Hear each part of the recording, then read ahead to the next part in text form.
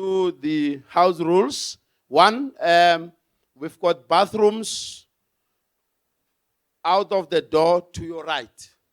For those who just arrived and you are not familiar with the area, welcome to the Joburg Theatre, the most important theatre in our city. And those who don't know me, my name is Mandla Masego Senior on all social media platforms. If you've been to Mushido, you will know that you will remember the face and the voice as well, okay? So welcoming, this is the mother of all music business session. And they said, no, Manda, come break your virginity at Joy of Jazz. This is my first, and I'm sure it will be the nicest of them all. I'm the current chairperson of the Association of Independent Record Companies of South Africa. I'm the chairman of Limpopo Arts Foundation. I'm a lecturer at Tshwane University of Technology. This is the time you start clapping now, yeah? Yeah, come on now. And what more should a brother say? Yeah? You must start clapping and realize, hey, this guy, this is our guy. Right? This is the one. So thank you very much. Welcome our guest.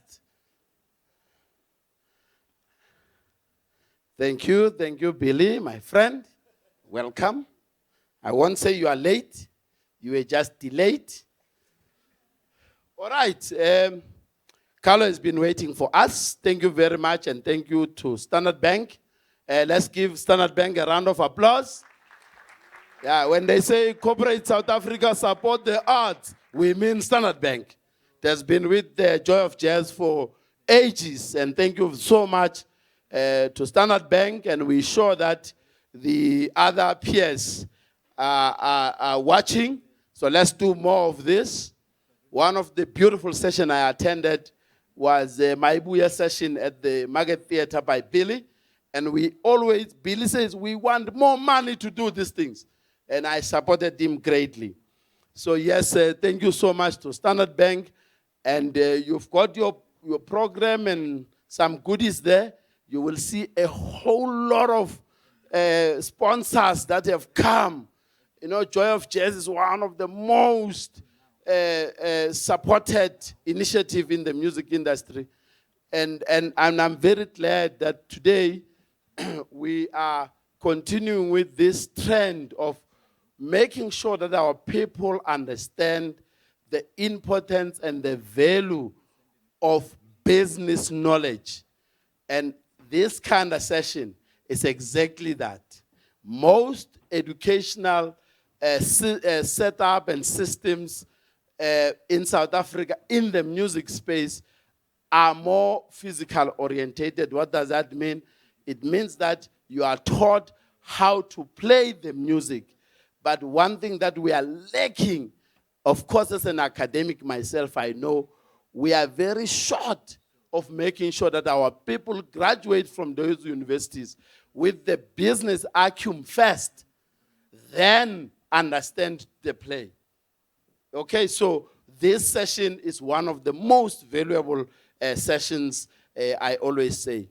Because, and I was asking a question right at the beginning to say, we need to, when we are gathered here, ourselves, let's not call ourselves artists, because artist is a general interpretation of who we are. So when you come here, because you chose a career in the music space, you must either know that you are a composer, which means you create the music, or you are a part of the composition, which talks to arrangers of music, talk to lyricists, and all of those. You are a body of composers. So that when anything goes to SAMRO, they will credit you correctly if you got into that studio and you made that contribution. in the composition side. If you are a music producer, we've got two types. Those that produce music for you when you are with them in the studio, who have some engineering ability, but also the executive producers who the copyright law recognizes as those that are actually investing in this art. All right? Then we've got the music performer. Sometimes a music performer does not have to be a composer nor a producer. You can just be a performer. I'll name many of them so that we give you that example. Then some people choose to come in here and become music publishers. The people who don't care about anything else but to know how to sell your music. All of this that I'm talking about, they are clearly and simply illustrated in the copyright law of our country. Now, before I introduce Carlo, it is important for any of us here, sitting here, to know that the business of music is premised on the prescripts of the law. All right? So, when you in the music industry and you don't understand the copyright law, then you start doing a lot of things, and then you say, I need my master. You pull out because you are famous. You say, I need my master. That's where we will show you flames. That contract that you did not read, right? That you did not read is the one that has changed you to us. Because me now I sleep at night. The minute you say, Chair, I'm ready, I will pay the studio, I'll get everybody there, I'll make sure that even your friends will say, out in Kibele boy, Nkulengom. I know they will not sign the time sheets and the split sheets, all right? So those are the realities of our business.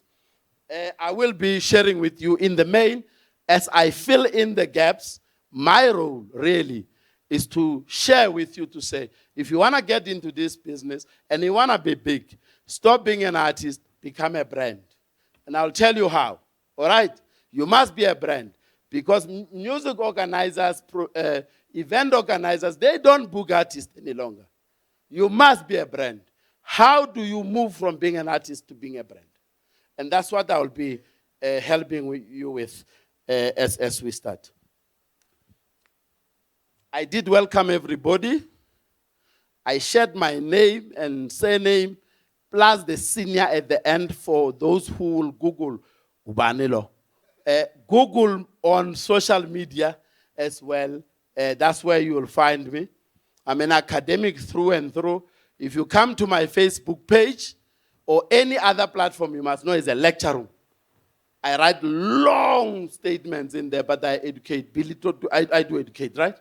I help people, right? Yeah. Every day I publish something there. Then if you follow me, you will navigate this music industry. It's not a dog-eat-dog music industry. It's not. Ladies and gentlemen, this session is called Pulses in the Center of Silence. A workshop on artistry and finding one's voice. That's what we're going to be doing now. Some of the important elements that we strive for as musicians are tone, time, taste, ear, and technique. This session will be a workshop on the journey to those elements and what it means to be an original musician. It's very important that we deal with the originality in one way or the other. All right?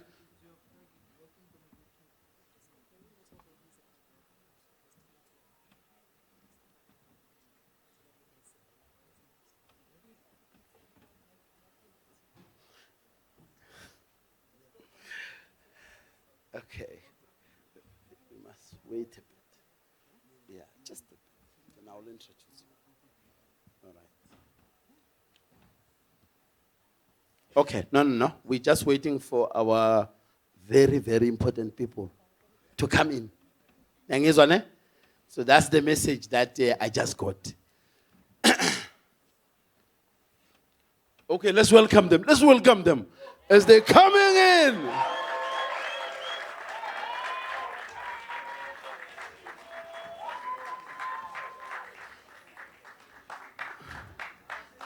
But selector must have some sound, nyana mo, man. You know.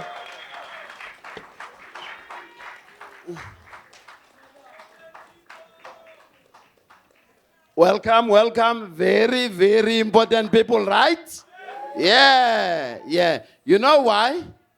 Because majority of you will know that we were celebrating our heritage just 2-3 days ago, right?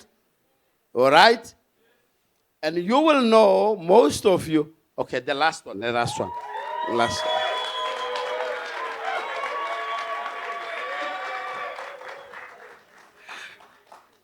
I think I'm gonna enjoy this session. This one, you guys are a dope audience, not just nice, but dope audience. I'm sorry, my bosses. I have to tell them now. They're dope. I'm not gonna wait until the end and say, "Oh, you are a dope." No, you guys, you are dope. I woke up in Limpopo. I'm coming from Skukune, Kamaila Mabitsane, so I drove all the way, coming here so that I ran this session. So thank you very much. Why we are clapping for you guys is because you are here, and most of you might take a career in the music industry. Many people don't understand the importance of music in society. All right? You will know we are the only sound that defines who we are as South Africans. All right? So it is through music that if you succeed in the world, anywhere, where I give my pogo or kibo man, is us. They're talking to us. They play one of us music, isn't it? That is the national anthem, right? Right. Then that is now defining our identity and distinctiveness. Okay, so let's give them space. There's enough space there. So let's push them, all of them. Let's clap for these ones as well.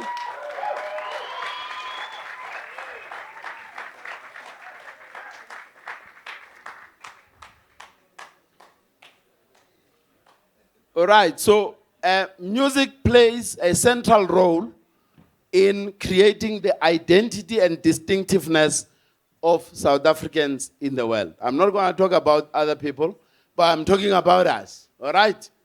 So Nkosi Sikelel is a song that is our current national anthem. Someone composed it, used to be young, became an educator, but wrote good music. You know what that means? It means only one song that you produce, only one song, will outlive you, will be there, will be loved forever. That's what Nkosi Sikelel is about. It was composed by a human being. You know who is next to Enoch Sontonga now?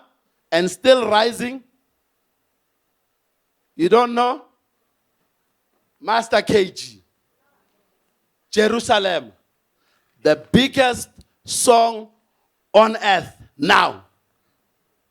The most streamed South African sound now. You can go on YouTube and qualify that.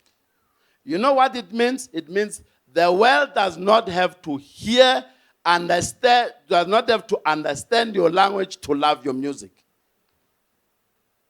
And for that matter, Jerusalem is a gospel song. So that's a cross genre already. It makes us dance. So today we're going to talk about jazz and more jazz and understand how this African genre ended up in America, Europe, a bit of Asia, and now it's coming back. And I'm sure that we've got pioneers here, leaders like Carlo. They are bringing it back and making sure that we reclaim jazz music, because it all started here. I won't bore you with the history of jazz, but it's important that I share with you. Any indication we can start? 2 minutes is over now. We start, yeah? All right.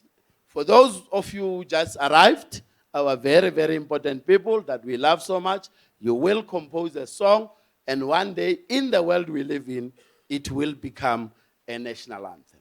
And that is how important it is. You must know arts is not culture, and culture is not heritage. I'll share with you the difference there. Because many people just think, we are in the arts. And they don't understand the importance of culture in the arts. And why heritage is important in the arts and to preserve our culture. Pulse in the Center of Silence, a workshop on artistry and finding one's voice. Some of the important elements that we strive for as musicians are tone, time, taste, ear, and technique. This session will be workshop on the journey to those elements and what it means to be an original musician. It's very important that we underline the word original. We'll give Carlo Mombelli an opportunity. I'll introduce him in details now. We give him his time. I will manage the time very well. Don't worry. I will manage it very well. We're giving our people an opportunity to come in. What is important is that he will then take us through all these elements that I spoke about, and those who write music, especially lyricists, music arrangers, sound engineers, you know yourself that you really work on all of these elements. Carlo, a self-taught musician, has been involved in the music education for many years. Starting in 1998, he held a teaching post at the Rich Strauss Conservatoire in Munich, Germany. Since then, he has taught and ran ensembles at the Berklee College of Music in Boston and biannual at the Jazz Music Academy in Basel, Switzerland. In 2015, he led the DKSJ All-Star Project with 13 master students studying jazz in Switzerland.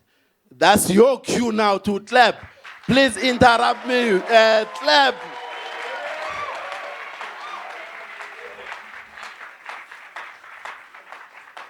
Carlo, I introduce you to the people. Thank you very much.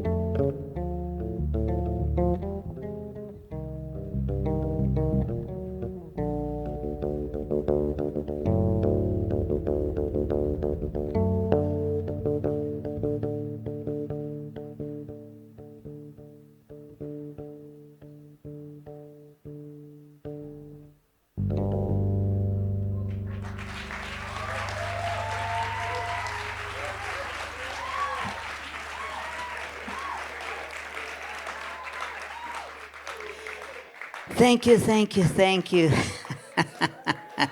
Hi, everyone. All right. Well, Carlo Mombelli here from Johannesburg, South Africa. And all right, so I kind of planned a whole bunch of stuff to teach you, but when I talk, I get so distracted and I get sidetracked because there's things that I need to tell you. So those were the elements, and that we'll talk about that, and the way that I came across the way that I'm playing. For example, that was a piece called Daniel, and it's strange because Daniel was a cellist that played in my band in Europe, and he passed away, and it's interesting because he was actually the cellist for Andreas Vollenweide as well. So there's a nice connection there. All right, so I'll tell you a little bit about how I came to music and what I feel about music and why I play music and how I got to play the way that I play. And I actually heard when I was 8, my mom took me to a ballet, Swan Lake, and I heard this music, and I was kind of like baptized. It just went into my soul, the music. And I knew then at 8 years old that I wanted to compose music. That's what I wanted to do. And my father was an Italian chef. He lives in Italy. I was born here. I grew up here. I'm South African. And he just wanted me to cook. He wanted me he would teach me very young how to cook in the kitchen. There's pictures of me dressed in chef's outfits. He wanted me to make pizza. And all that I wanted to do was play music. So he wasn't interested. So I had to, in the hotel where he was working, I found a piano and I would just sit there and I tried to do things on my own. I had the opportunity to study music for the first time when in high school they had music as a program, and I registered without my parents' knowledge. And the first time they found out that I was studying music was when they saw it on my report card. They said, "What's this?" I said, "Mom and Dad, I'm doing music." But it was difficult because I would go to school early in the mornings and practice piano early, and at the break times I would be practicing piano. But I was always listening to music. I managed to get myself a little guitar on my own. And then when I was 16, I heard someone introduced me to a bass player called Jaco Pastorius, and I heard this melody. And I said, that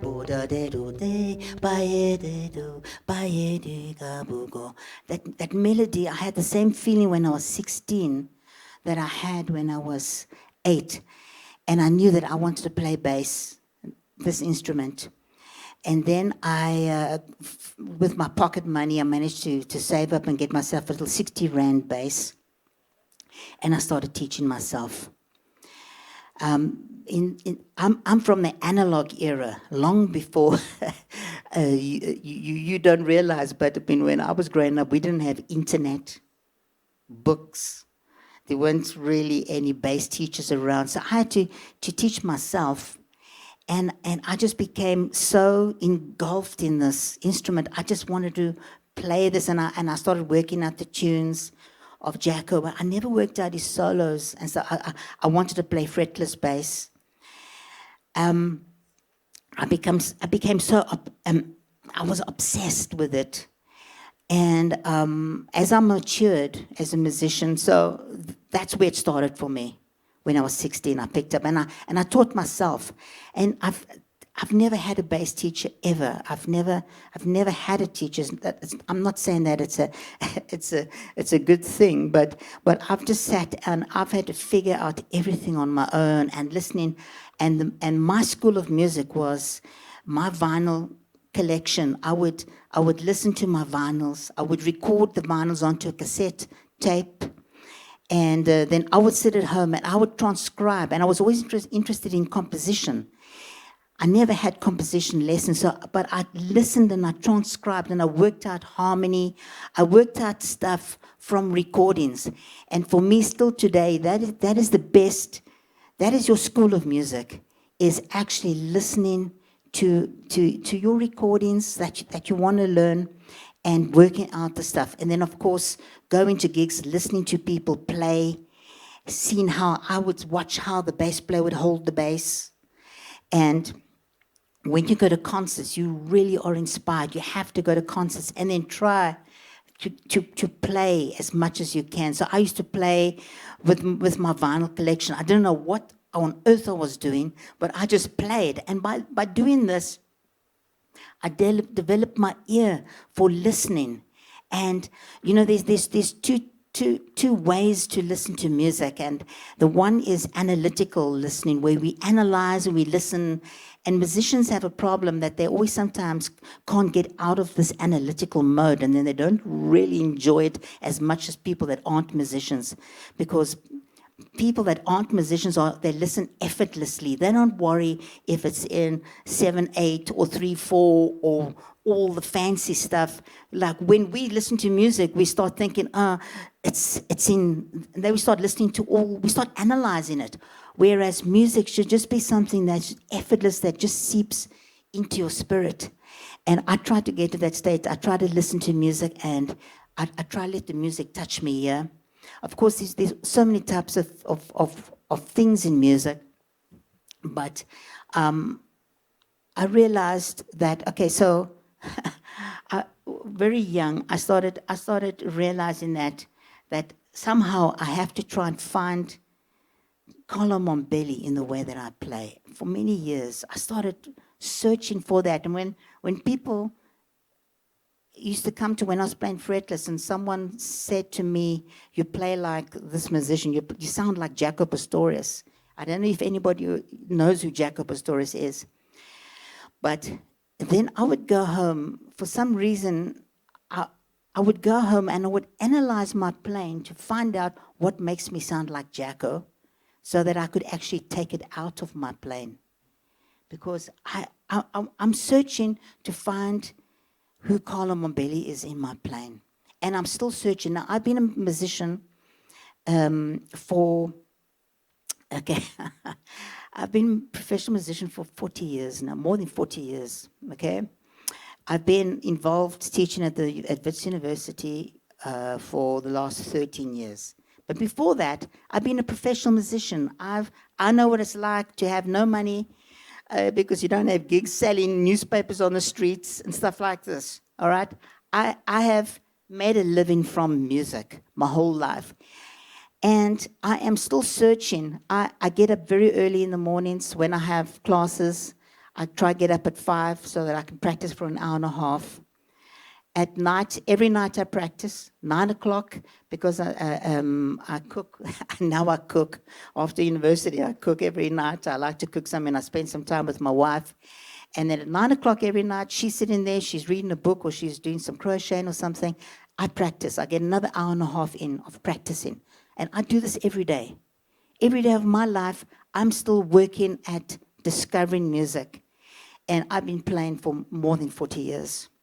It never stops. And I've discovered things now. This year, I've discovered things on this instrument that's incredible, that I'm busy working on right now. So the thing about music is I believe, never let love leave your music. For me, by doing this every day, I'm in love with it. All right, so if we have to talk, so I've never been, for me, why do I play music? And sometimes I wonder what are students coming to the university for? It's so difficult to make a living with music today. But for me, I realize you never forget why you started to play music, is for me the main thing. I never started to play music because I wanted to become a famous musician or anything like that. It's because it touched me. And I believe that it's my calling to play music. And that's what I'm going to do. I'm going to play music whether I become famous or not, or whether people listen to my music or not. I'm still going to be a musician. Because when I'm at the breakfast table in the morning having my muesli, I'm a musician. I'm always a musician. No matter where I am, I'm a musician because that's my calling. When I'm sleeping, I'm a musician. I don't have to try and be a musician. I was born that. That's my calling, and that's why I'm still in love with it. Now,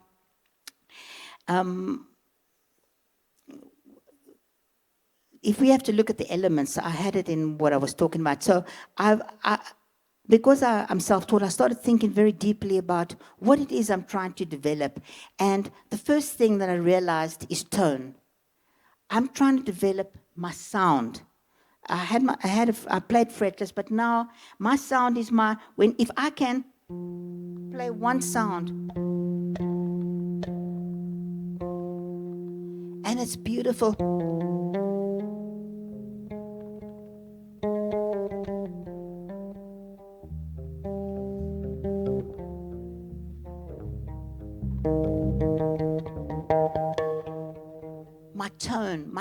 The tone is the number one thing that you have to try and develop. It's your sound. And it's because it's that tone. It's tone that touches people. It's tone. And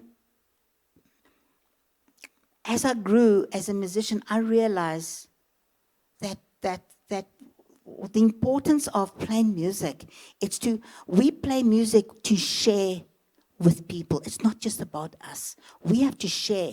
And we share music, and we try to touch people. We uplift people. We help people in their sorrow. In joyous occasions, we play music. We use music for everything. But it's the tone. It's that tone, that beauty in the tone that touches people. And that's what you want to do. And you develop tone by many ways. It's with your vibrato. It's just when I always play with vibrato because it makes my melodies sing more. And it's your intonation. If you're always out of tune, it affects the way that people are going to hear your sound. So you got to make sure that you develop your intonation, that when you play one note, it's absolutely beautiful. I've been to concerts where the horn players just played one note, and I just got goose flesh, and it's just touched me.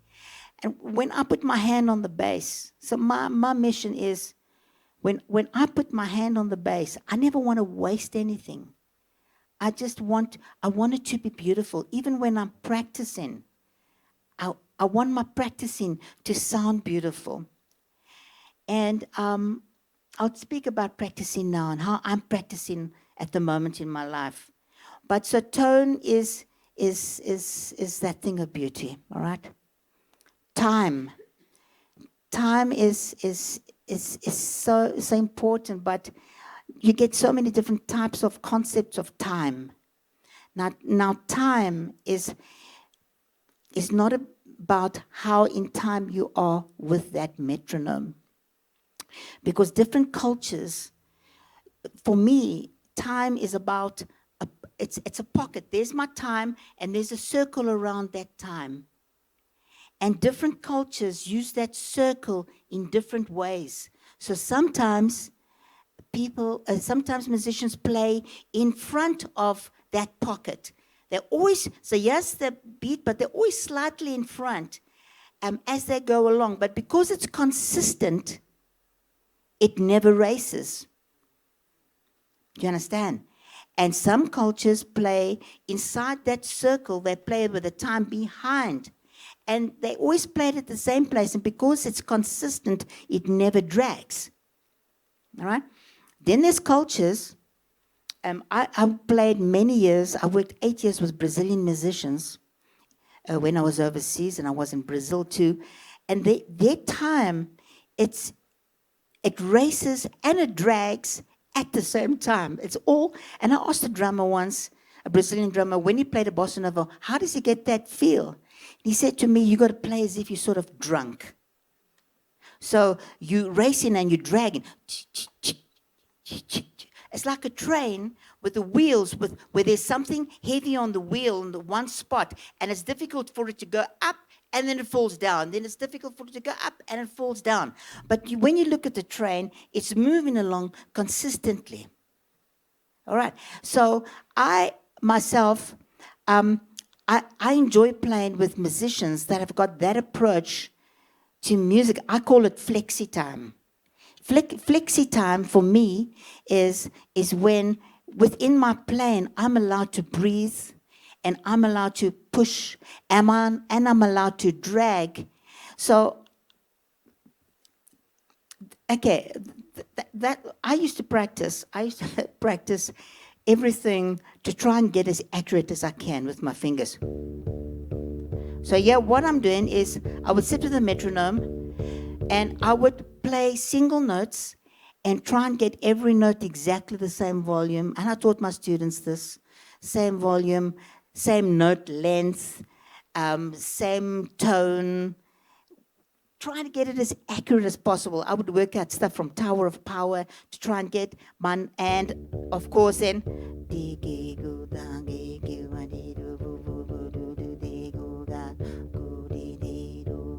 I would work on that a lot. And I try to get as accurate as I could, just plain simple.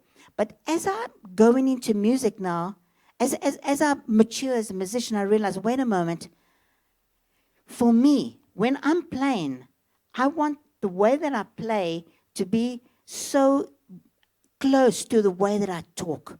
I want a human element in the way that I play.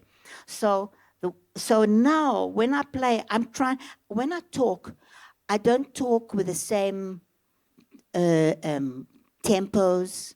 I'm not consistent when I'm talk. I sometimes drag. I sometimes push the time. Sometimes I talk louder. Sometimes I talk softer. It's all over the place. And then I said, wait a moment, I could develop that in the way that I play music. So when I play a line,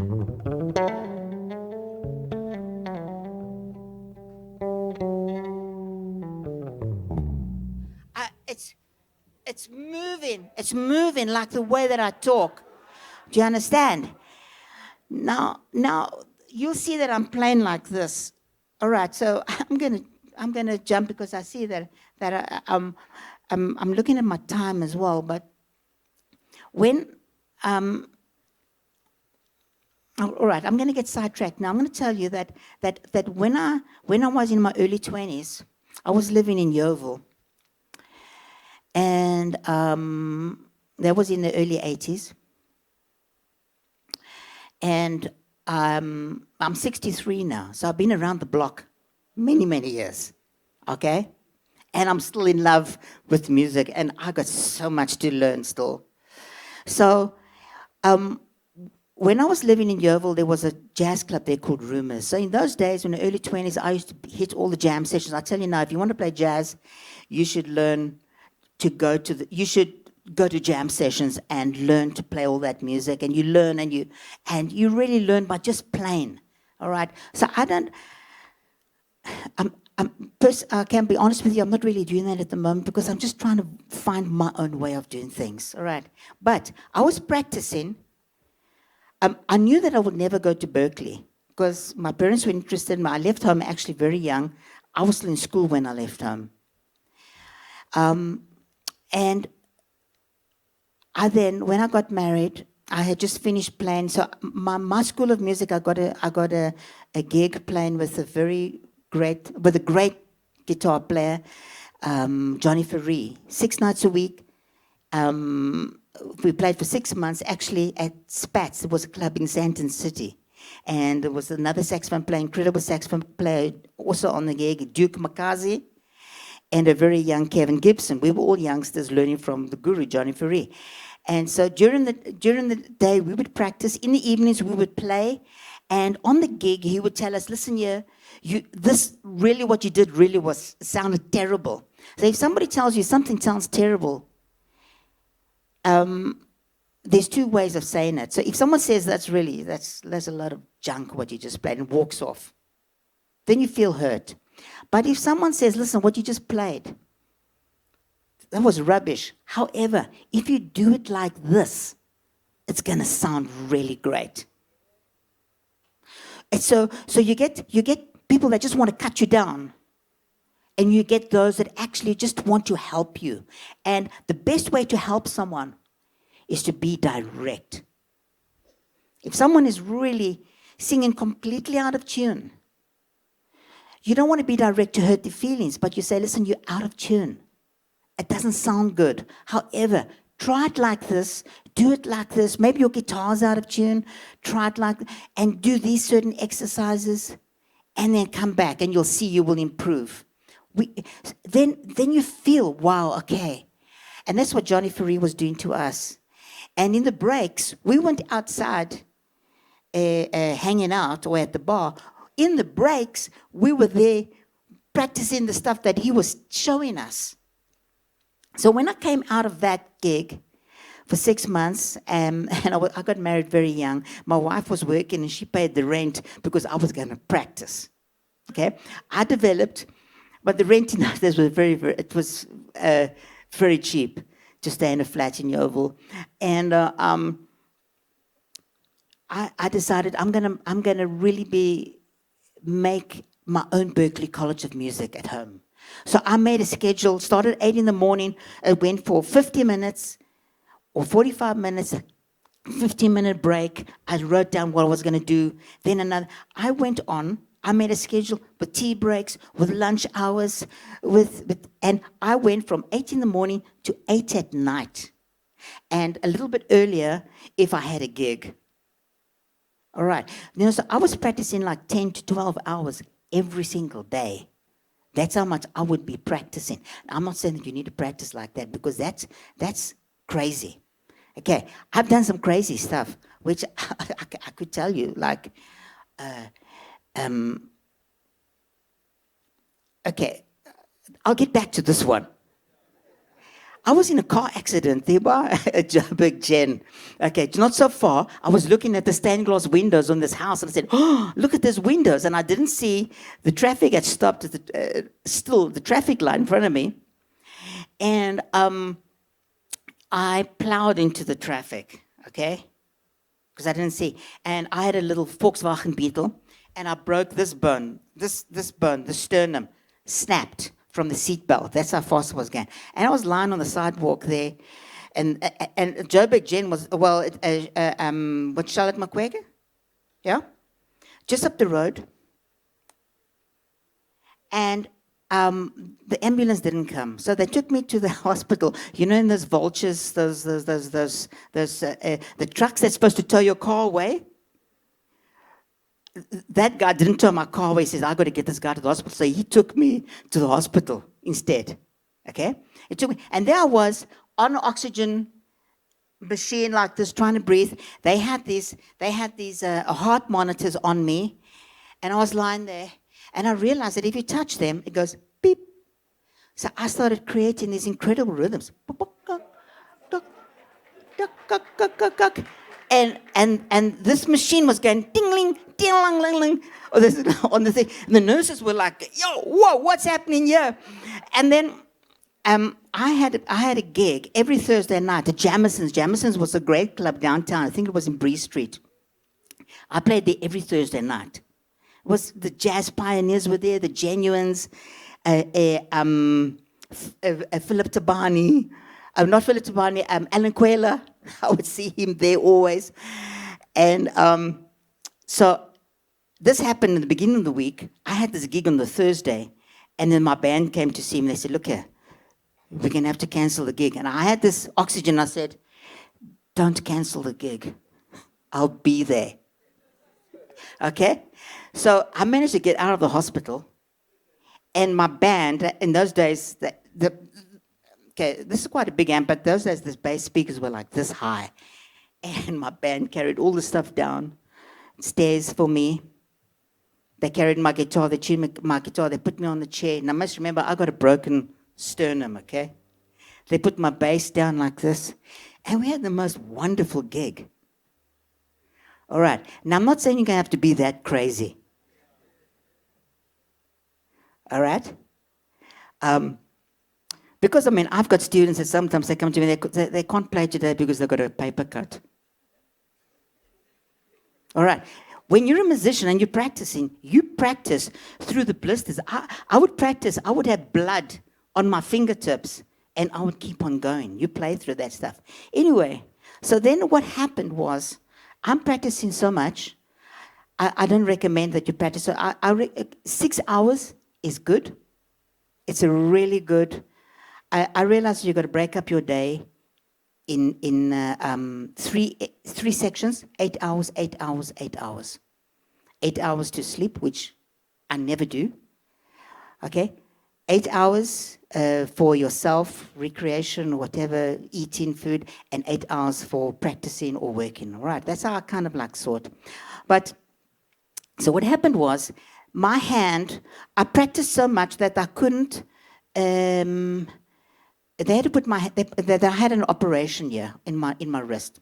I couldn't move my hand anymore. Couldn't move. So they operated on my hand. They put my hand in a splint. They bound it up. And now, of course, I couldn't practice. And I was in this mode. So what happened was, they forgot about this finger. They forgot about this finger. So then I started, I used to play everything with 2 fingers. I would play.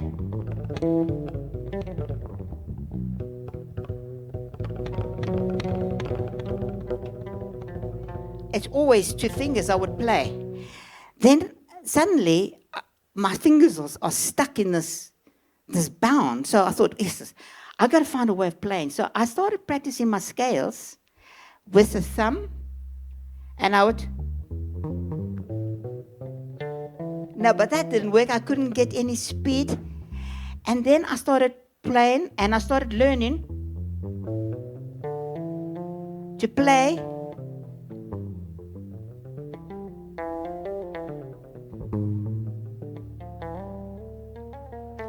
that I don't need this hand.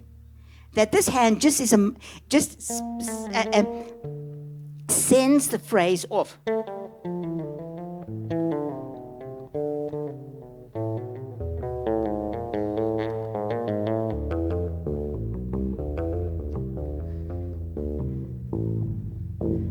And just that.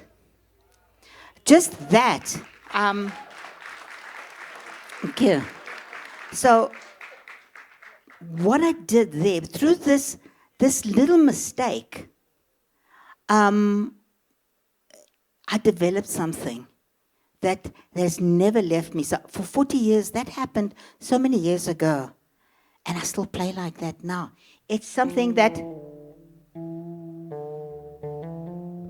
I have my hands. I use this lift-offs, ham-ons, because I can find that that's also becoming more voice-like. I've got these legato lines happening.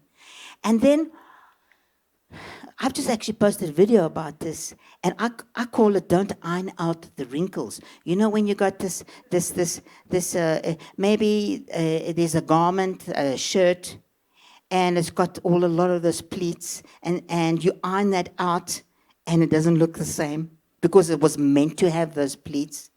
Actually, that was a mistake to iron it out. And I believe that sometimes, that had I had a teacher and saw how I was playing, he would have said to me, "That's wrong." And sometimes you have to look, what are those little special things that are, I call it, on the edge of wrong. That is not wrong, it's on the edge of it. And that could maybe, you find something that could maybe be your voice. And if you've got a student and you ironed out that wrinkle, you've just taken that student's possibility of that voice away from them. So that's the way. So now I'm learning to play even more. I'm trying to play with 4 fingers, and I develop little compositions. So let's speak about composition. Okay, I'm being so sidetracked from all those elements and stuff. But composition, we're talking about composition, what it means. Now, composition is one of the most important things that you can learn to do. And you all can compose. You are all originals. You all got your own fingerprint. You've all got your own DNA.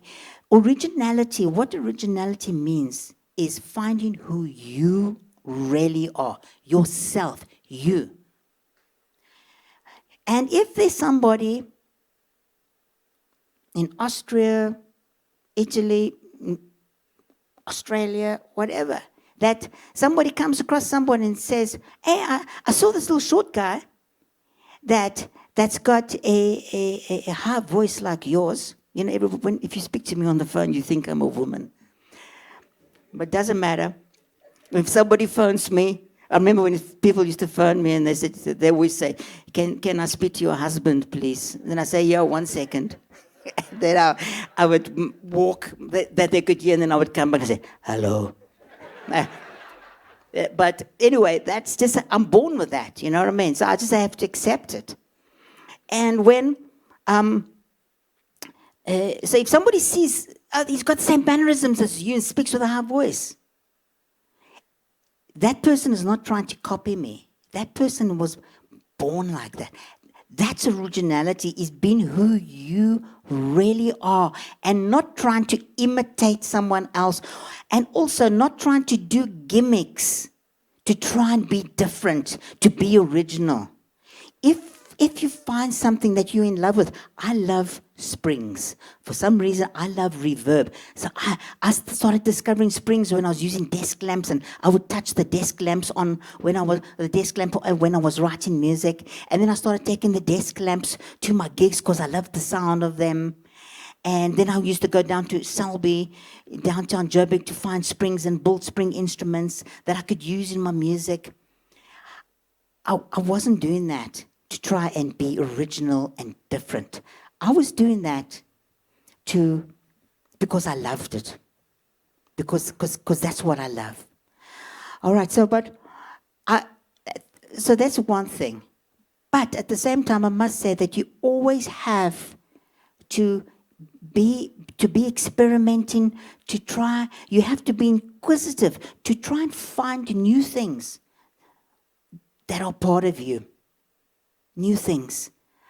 So, okay, now where was going back? Any clue where I was? Huh? Composition, I think. There's so many things happening like you can't imagine. Okay, so composition. You can only become a composer if you sit down and you do it. Don't think that I've written 6 pieces now and I'm a composer. When you've written 30 pieces and up, you start understanding composition. Because you only understand something by making mistakes and doing it again. And the more you mature as an artist, so one of my elements is taste. Taste is about the ability to discern good quality, good and bad. It's not and we all have different tastes. So I can't walk into your house and say, look, I don't like your carpet, because we all got different tastes. But taste has got to do with understanding quality. So if I'm if I study carpentry, and I know all the joints, and I know the history of wood and where this different furniture comes from, and in the end I become a furniture specialist. I can walk into a house and get excited about somebody's piece of furniture, table, because I know the history about this table. And it's not my kind of style. I won't have it in my house, but I can get excited about it because I understand the quality element of it. You understand? And that's what taste is all about. All right, so, okay, I just want to speak to you about composition. That's the last thing. Am I right? All right, we are all, so you have to, for me, composition is there, performance is there for me. I'm a composer first and then a performer. Because when you compose music, you develop your original voice. All the great artists that you listen to are composers, and they developed their style of playing because they developed it through their compositions. So when I develop my compositions, as my composition develops, my playing develops in that certain way. And then I come up with a composition. And then when I have that composition, my playing develops to suit the composition. So my original voice is starting to develop through my compositions. And I can tell you now, you will be remembered through your compositions more than through your playing, in a way. Because, I mean, if I think of Beethoven, he was a great pianist, but nobody remembers Beethoven because he was a great pianist. They remember Beethoven because he was a great composer. And the compositions of Miles Davis was a great player. But I can tell you now that if Miles Davis, I love Miles Davis, if he brought out an album and I do not like the compositions of that album, I'm not going to buy it. I don't care how good he plays on there. We buy music. We listen to music because we like the composition first, and then we love how the musicians play on that composition. Am I right? So even if you pop, I mean, if Radiohead, I love Radiohead, if they brought an album and I don't like the compositions, I love the way the guy sings, but I don't like the compositions, I'm not going to listen to it, I'm not going to buy it. We buy music for composition first, and then the playing and the musicians afterwards. All right. Am I out of time? All right. Well, I'm out of time. I've got a lot, you know what I mean? I've got a lot to say about art and about music. So I'm just so thank you that you listened to me. I actually have a YouTube channel where I'm posting my concepts of how I build instruments for certain compositions. I develop things because of compositions. The way that I see things in my compositions, I have no secrets. I will tell you exactly how I use loop machines, where they came from, how I design my sound on stage. I've got this YouTube channel series where I'm telling you everything that I've been learning my whole life. You can just get it there on my YouTube channel. So you can join my YouTube channel there, and you can get further ideas on my concepts. All right, peace and love, everybody. Mwah.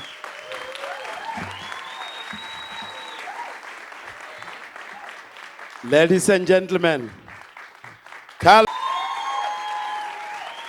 I think we can do better than that. Carlo.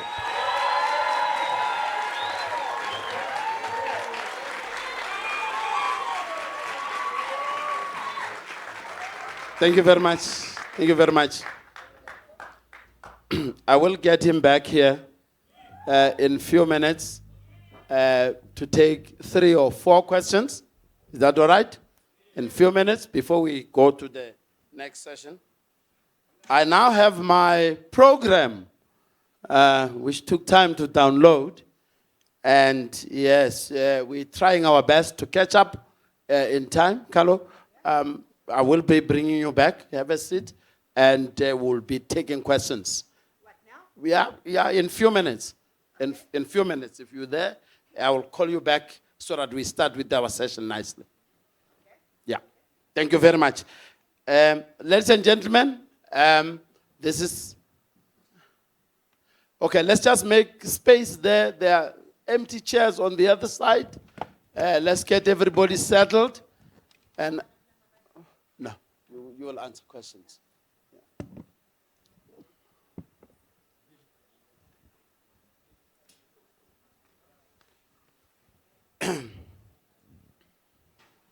Before I introduce our very, very important special guest, or our big boss, who is coming to talk to us here now,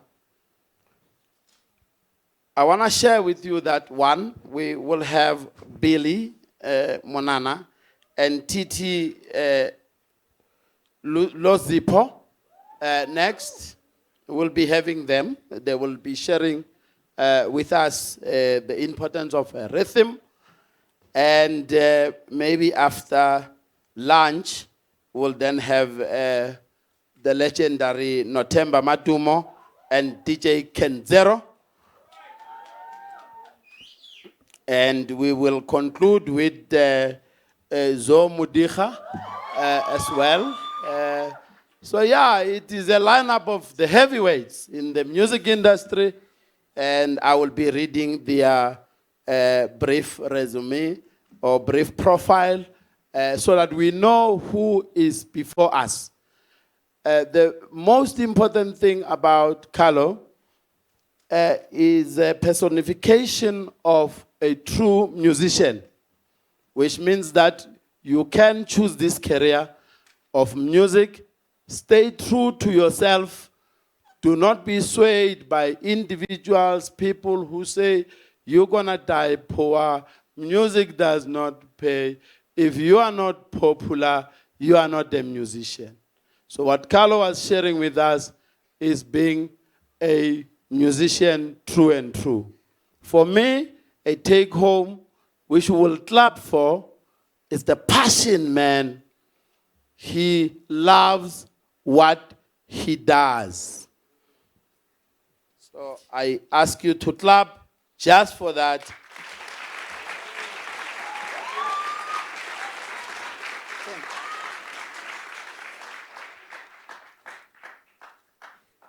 Let me bring another heavyweight on our podium. Ladies and gentlemen, help me welcome the marketing and communication, not only that, but the head of sponsorship at Standard Bank, Mewarona Desiree Power is in the house. The loudest of them all. Desiree, take the stage. Or welcome Mewarona. Okay, now I feel famous. I have a lovely speech that my colleagues prepared for me, but I think I just need to take this moment. Just say, I can listen to you the whole day. You have such a passion, and you are so inspirational. Thank you for doing what you do, and thank you for doing it for our future musicians. Good morning to you. It's so lovely to see the house packed like this. I think, I didn't know what to expect because we haven't had one of these in person in a long time. But to see so many young people gathered here to learn from the greats, to be inspired, those that are pursuing a career in music as writers, performers, instrumentalists, it's so heartwarming. It is so encouraging. And I think it just personifies for me the reason why Standard Bank sponsors the arts, and specifically the Standard Bank Joy of Jazz. We are a few days away from what I will call the mother of all festivals. Great excitement in the streets. Great excitements all around. You drive around the Sandton area, you see the very vibrant marketing material that is on the streets, and you tune into any radio station, a lot of the radio stations, you're reminded that if you don't have your ticket yet, you're about to miss out on what is one of the greatest festivals that we have in South Africa. The platform that Standard Bank has been a partner to for 23 years. And I think, the length of, or the duration of the sponsorship is testimony of the importance of the Standard Bank Joy of Jazz. It is not just a platform for showcase, but it is an institution, and we're so proud to be associated with that, with the Standard Bank Joy of Jazz. So big round of applause to the festival director. I saw social media clips. I'm not sure if she's here, but Ausmanto Junith team, the team from Arena, thank you for the partnership. And to those that could not be here, I hope you can feel the energy in the room. I hope that you wish you could be here in person. Next year is another year, and maybe, guys, we're going to need a venue much bigger than this one because the demand is clearly there. There's a yearning for learning from the greats, those that have walked the path before you guys. You have an opportunity, it's a very rare opportunity, to be able to interact with people that have walked the journey, that have great life lessons that will impart what is so important for you to know. The notes that you are taking away with, I'm sure you're going to reflect back on them in many years to say, I'm so glad that I showed up, that I made the time to be at the Standard Bank Joy of Jazz music workshop. I won't be long because I know that the questions, you have many questions and they can only take a few questions, but really take full advantage of the opportunity that you have. And hopefully one day soon, we will see you on the stage of the Standard Bank Joy of Jazz. Thank you, Carlo. Thank you, Billy with a Y. And please, I hope you've brought your book with as well. Not only do these gentlemen perform, but they impart knowledge, they guide and nurture future talents, and they still say that they're learning, even after accomplishing so much in their careers. But really enjoy it. I won't be much longer. This is about you and what you need to take away and what our esteemed musicians are going to share with you today. Enjoy the day.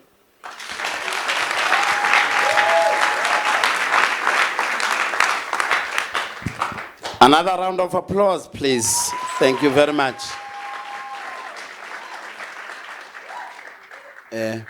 Billy, I'll call you. Yeah, no, I'll call you. Thank you. Another round of applause for Me Warona. Thank you so much, Me, for the warm welcome. And truly blessed that Standard Bank has been with the arts for so long, and that does change the notion that corporate SA is not playing its role. If you're good, you're good, and you've been there with us for this long. May I kindly ask that Carlo come back a bit? We take 3 clear, simple questions to Carlo, and then we move to the next session. I'll do 1, 2, 3 in that order. Do we have another roving mic, please? Okay, can I have mic to our gentleman here? You stand up, you introduce yourself. Not a biography, but just an introduction. Who you are, what's your brand name, and then we move. So I'm identifying yourself, 1, in the middle. In the middle. It goes once, it goes twice. It's done. And I will take you, my brother, and I will take you, right?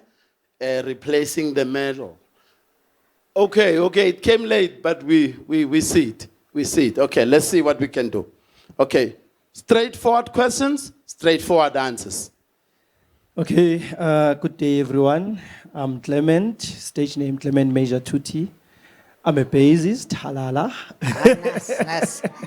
And I'm a big fan of Carlo Mombelli. I think I met you 2004 when you did a workshop for Tom's.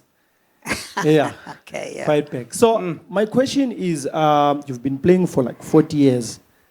After 20 years of your performance career and as a composer, what was your most focus? What did you feel that you needed to accomplish now that you've been playing and performing and doing some compositions for about 20 years?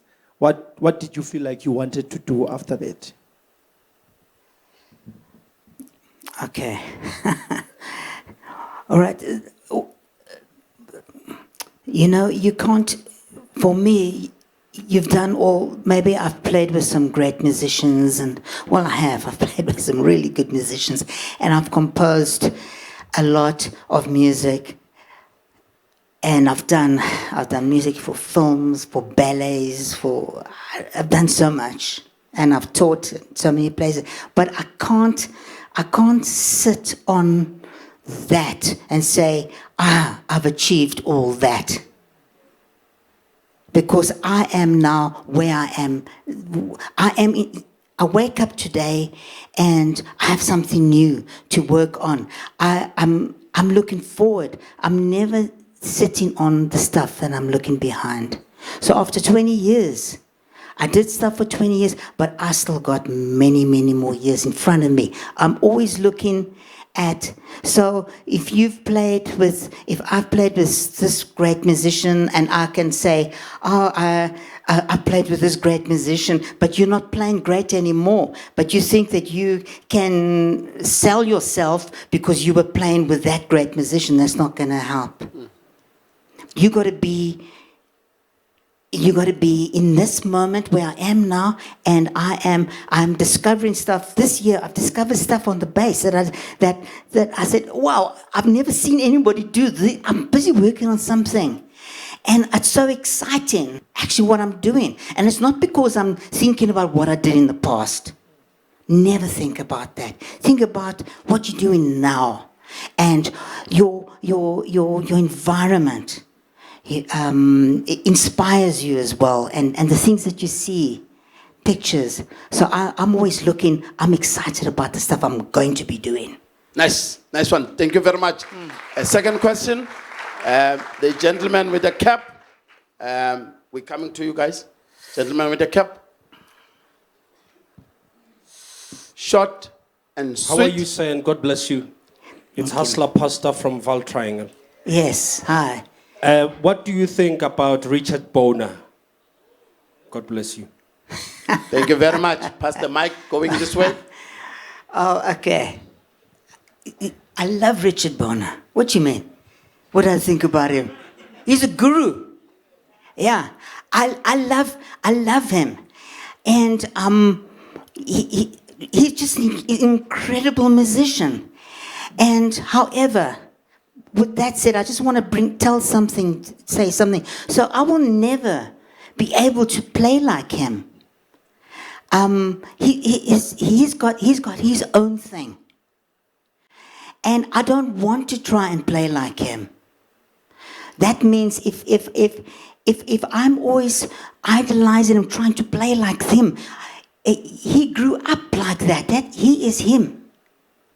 So I don't ever stand in the shadows of these people, because I'm Carlo Mombelli, and I wake up and I just do my thing. This is it. Yes. Can I just have the last question from one of our students? My leader, I will give you a chance, all right? I'll give you a chance. There was a hand here, somewhere here. Yeah, let's get them. Give them this opportunity. Hello. Yeah. Good day, everyone. My name is Wundlem Khanya, and I would like to ask, what are some unique tricks you use in your bass line? Because I can tell that you're both a composer and a...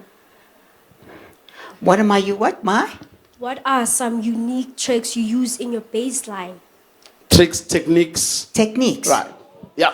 All right. Some of my okay. Well, I don't have my bass on right now, but I'm always I showed you the way that I'm using just the left hand. I think that is something that I'm just trying to develop, and because what I'm trying to do now it's not for everybody. It's the way that I see it at the moment. Is right now, I'm not trying to play. You can't even. I don't even know what genre I'm playing. Did you heard my composition earlier on? Is that jazz? I don't even know if it's jazz. Is it pop music? No. So I don't even put my stuff in a genre. So which is quite difficult actually. But it's the way that I maybe hammer on the strings, the way that I try to play more phrases like I'm talking. All right, and then and then I try to use my voice with my bass. So if I'm playing faster things, I'll use my voice. But that I used to drive my mother crazy, because I would sit there and just roll my tongue. I said, "What are you doing?" No, I'm just rolling my tongue, because those things I bring all into my playing. So I'm trying to connect my voice with my bass playing. That's what I'm trying to do. All right. Ladies and gentlemen, Carlo Mombelli. Yeah, thank you very much. Thank you very much. I think that will be enough. He's here. Thank you. He's still around. Are you still around, Carlo? Yeah. Yeah. I mean, we'll have an opportunity during lunch to network, talk to him. But thank you very much for all the great questions. We still have more sessions coming. Billy and Titi, please come forward. Are we setting them? Are we setting up? Oh, you're standing?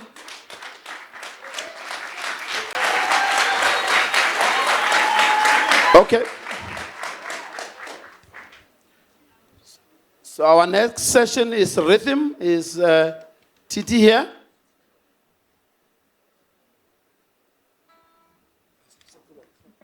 Okay.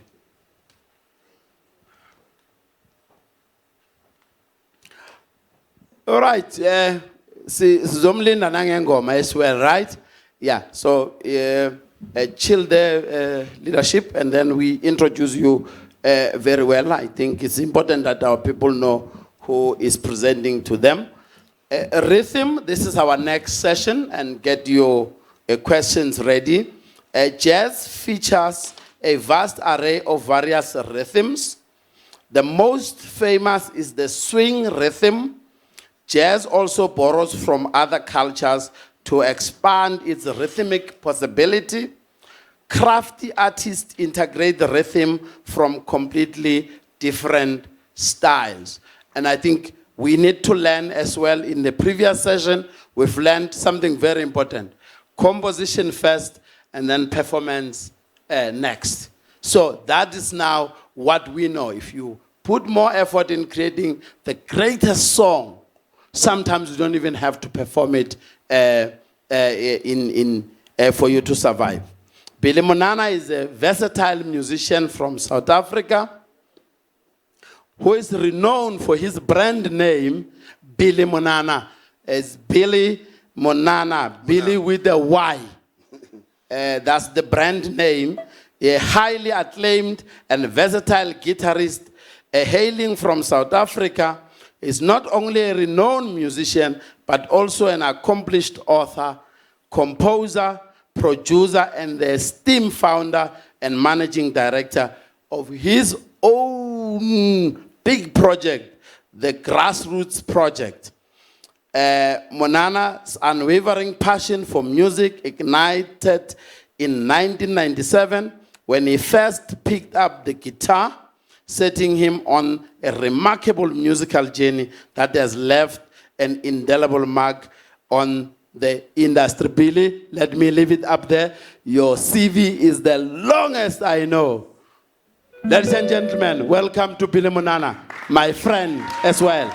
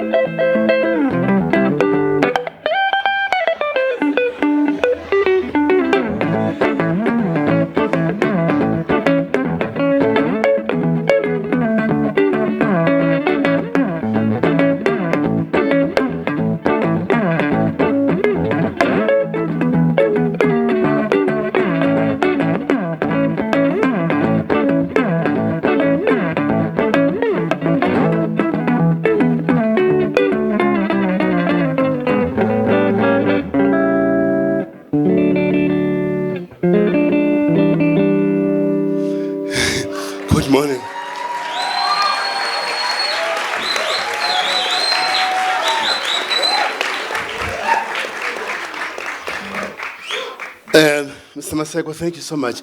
My name is Billy Monama, not Monana.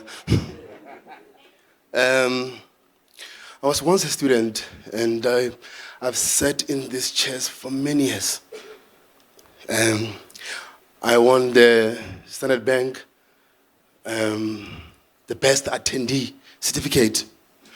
I attended the Standard Bank workshop. So when Desri talks about this is an institution, I was one of you long time ago. And I come a long way, as much as young as I am. I started playing guitar in 1997. And I loved politics. There was no Twitter, there was no social media. I had to read because, there was newspaper in the house, TV. There was no time to watch all these things that you're watching. We had to watch news. We had to watch, the New Democracy. When Chris Hani was killed, everywhere on the news, television.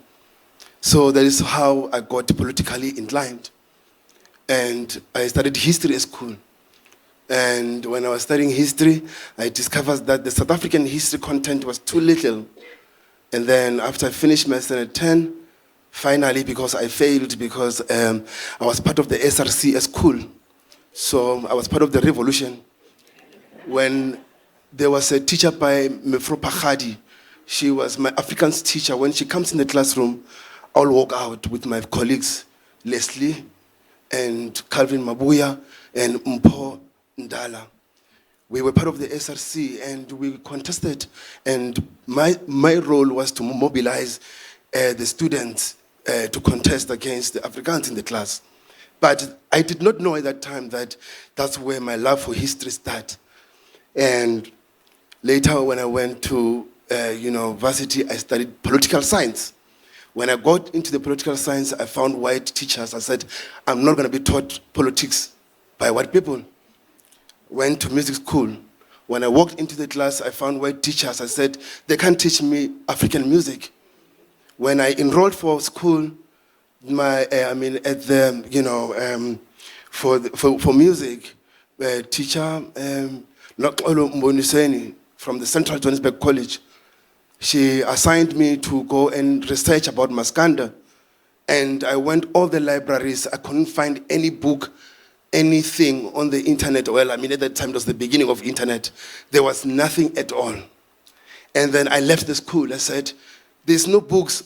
Cool, I'm going to write a book. Then I started my journey to research. And then I went to KwaZulu-Natal.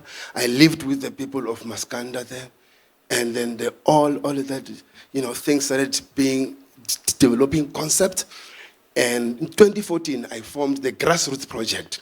Now, that was the beginning of revolution. Because I realized that everyone wanted to sound like an American, right? We want to talk about rhythms. In school, they taught us blues,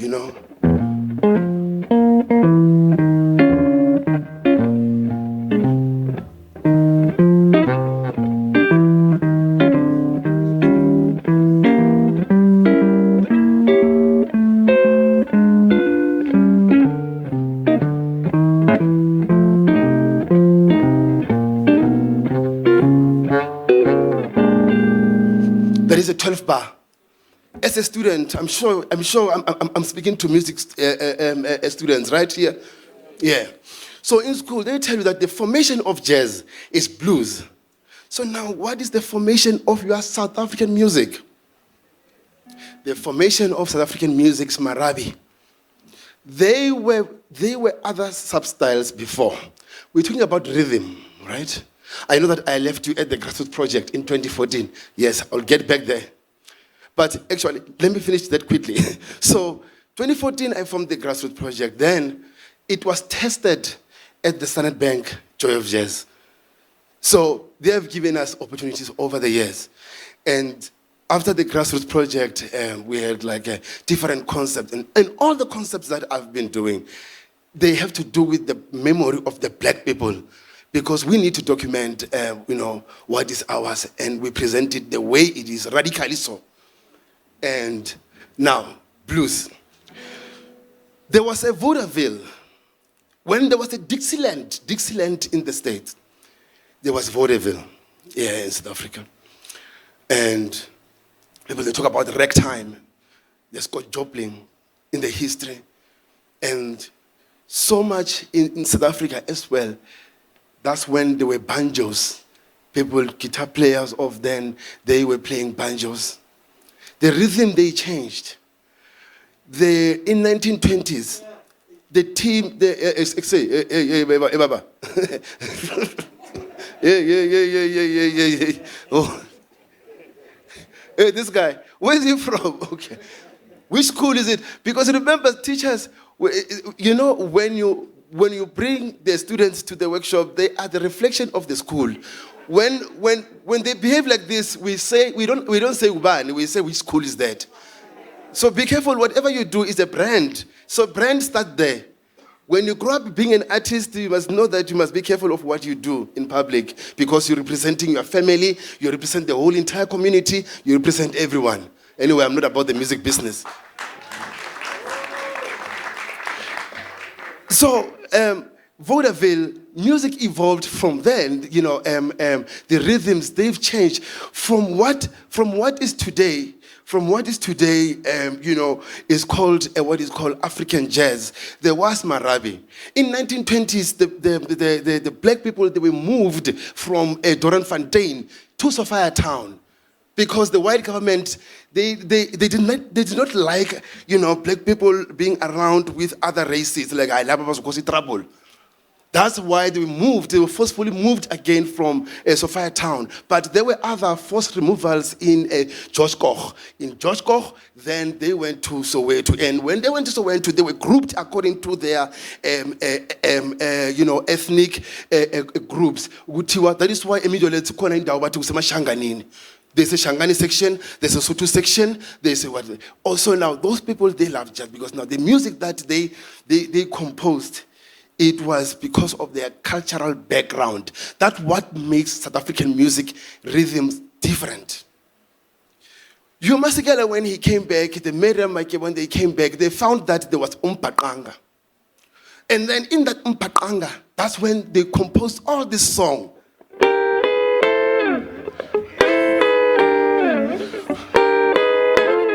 You understand? That's how they composed this song into Mpaqanga, because now it was no longer a swing.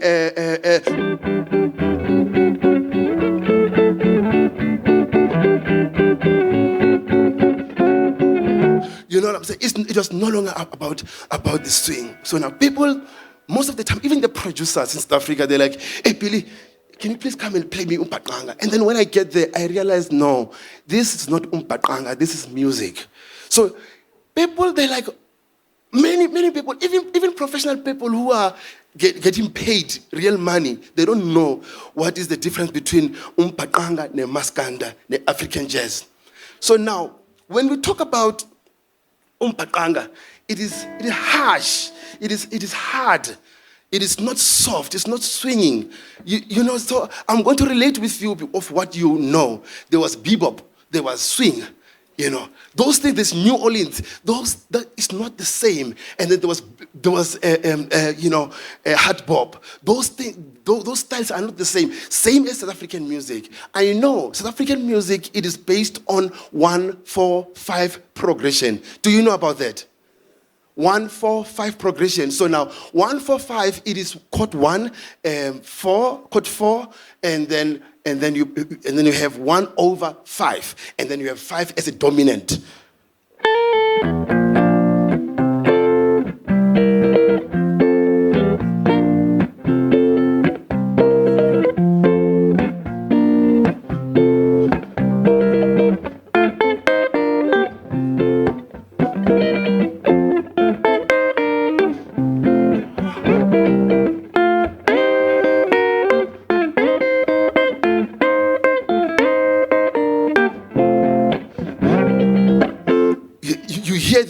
It's not the same. And then the others like, Billy, just play Kwela. No, Kwela is not the same as Umpaqanga.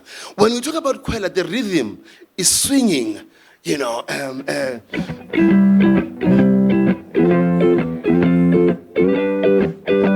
Listen to this.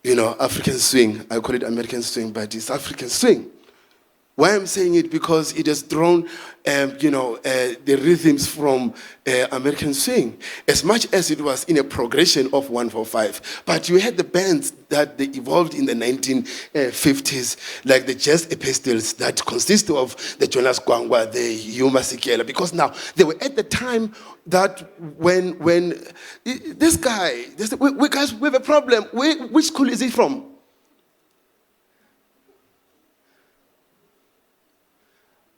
Can I take care of? Which guy are we talking about?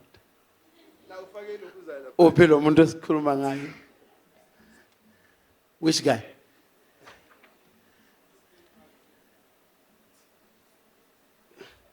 Your self-leadership. Not you, ne? Yeah, come leadership, because now you. Who's the guy that they're talking about? Hood. Nah, yeah. Which level? All those 3, 4. Is a git. I know it's awkward, guys, but we have to. I prepare. No, it's fine, Bill. I mean, is a.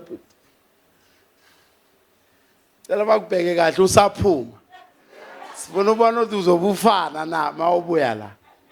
Is a gitty put. A round of applause.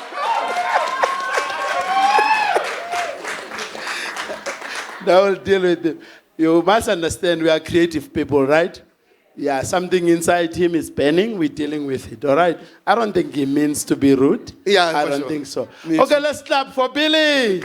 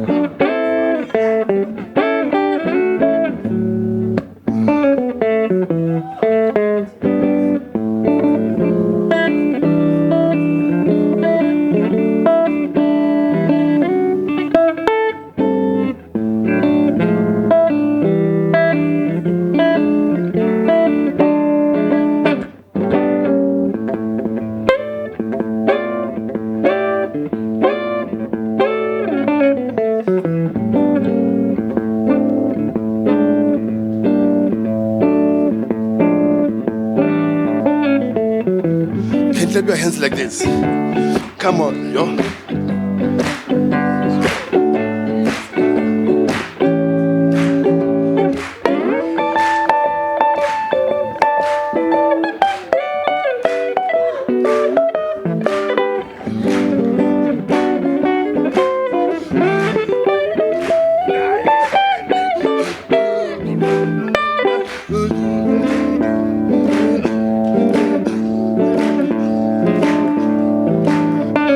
Thank you so much.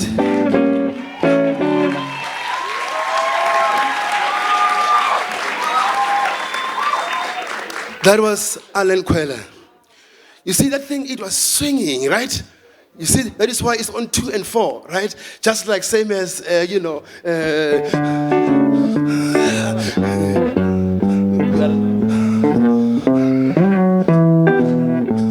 So now, you see, it's 145. I can play it like, I can vamp it.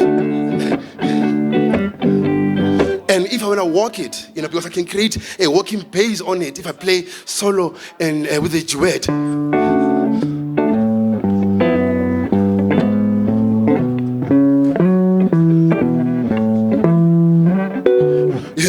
So now we can choose. But now, when you are in the north, the rhythms, they define who we are as Africans. When you are in the north, and then you hear this.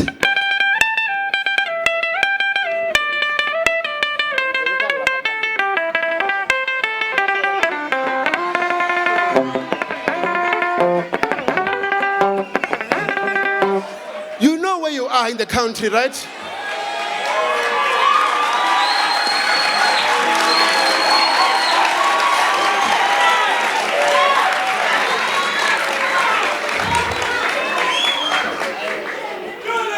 When you are in the West, you know where you are. When you hear this.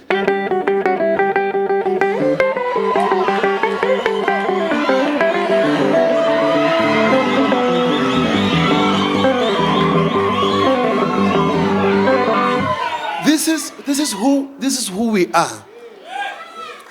The introduction of the guitar, it was always it is a pivotal.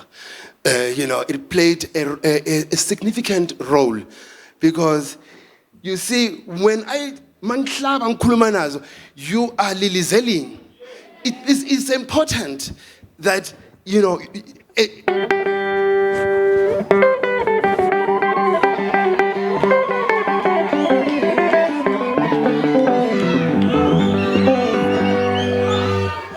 I said to one of my comrades, I said, I don't celebrate Heritage Day. They're like, what? I said, every day I'm living heritage.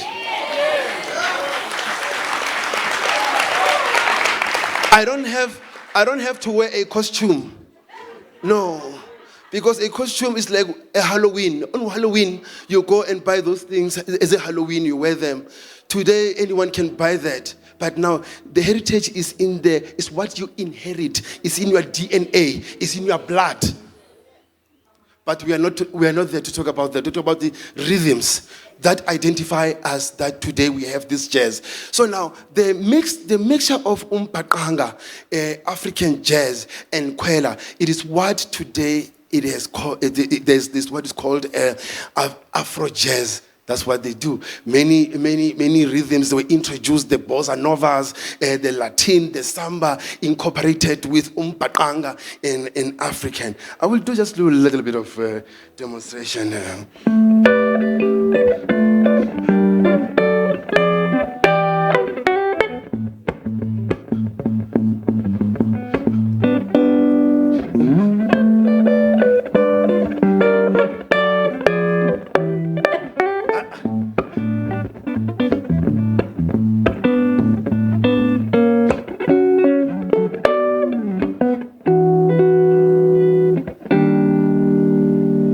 Many of you think you're asking, which is this guy was music learner? I mean, at school you learn this thing all the time, right?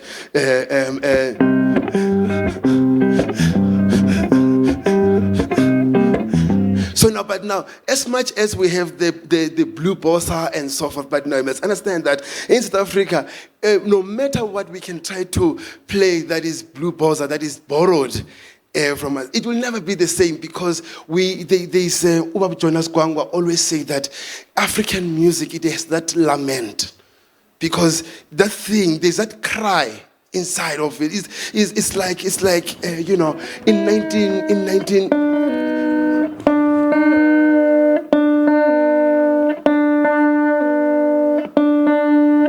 19 during the Black consciousness, people were crying. There was one musician from the north who resided in Mamelodi. He brought unique rhythms.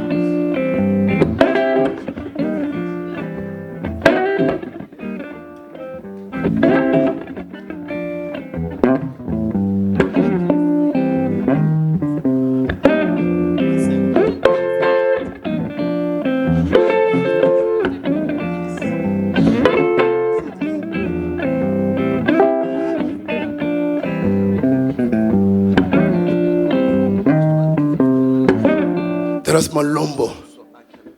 Philip Taban. These rhythms, they're not the same. So now we have the composers who composed this music through difficult times. That is why today we have, because times are different and not like in the 1950s. That is why today we don't care much anymore, because we got the freedom, right? Freedom of expression, freedom of everything. That is why today you can just get in the studio and sing about a skirt and a champagne. So we as musicians, we have a responsibility to write music that they're going to conscientize and speak about the social problems that black people are facing. We are not just our role. We are ministers. Our role as musicians, we are ministers. So if you're a musician, you're carrying a lot of responsibility. It's not about the 1 million followers and all that. So now I'm going to give you another last rhythm. But now, before I get there, what must I go? How much time do I have? Actually, we've got enough time. Plus, Where's Titi? Titi is here. Oh, yeah, co-presenter is here. Yeah. Ladies and gentlemen, welcome Titi.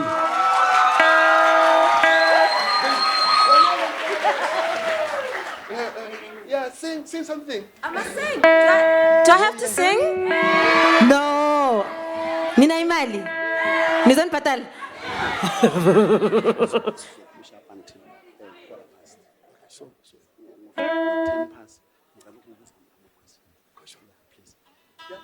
Just one song, so that.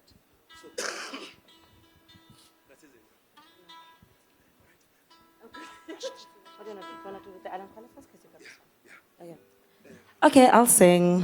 Yeah. Good morning. Thank you to Standard Joy of Jazz for having me today.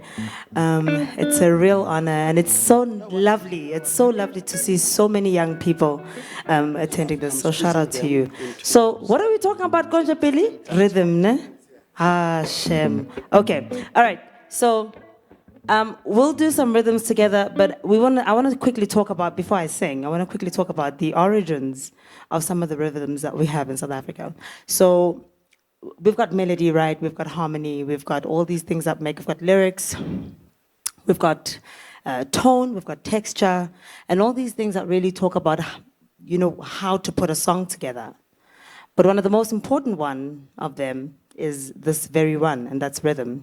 So South Africa is known very much for rhythm, right? Mapiano, right? House, kwaito, maskandi. What else do we have? Hip hop, boom, right? What else do we have? Jazz, Afro pop. What else do we have? Gospel, that's right. What else do we have? Soul, that's my girl. We got soul. What else do we have? Huh? R&B. Helang yun na zinge R&B. Oh, yinina. What else do we have? We got blues. We definitely got the blues. Right, so we've got all these different things, and they talk about a number of things, but I want to introduce to you some South African samba, which is rare in South Africa, but Alan Kwela did an amazing song in sort of a cha-cha. All right? Shall we try that? I might just ask some of you to come and scat, so you better be prepared. Yeah? What's up, Bill?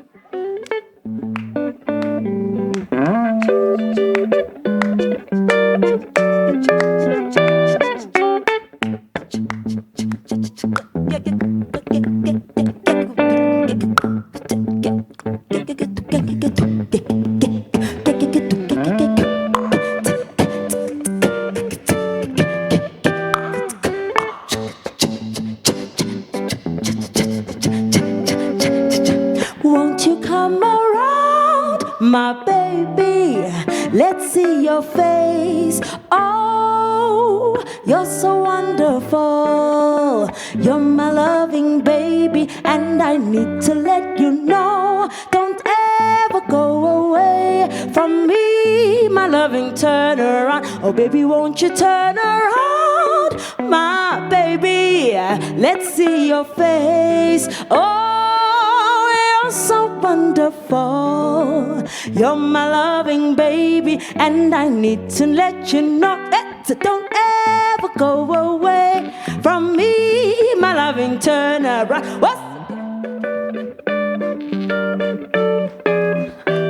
Don't ever go away from me, my loving turnaround.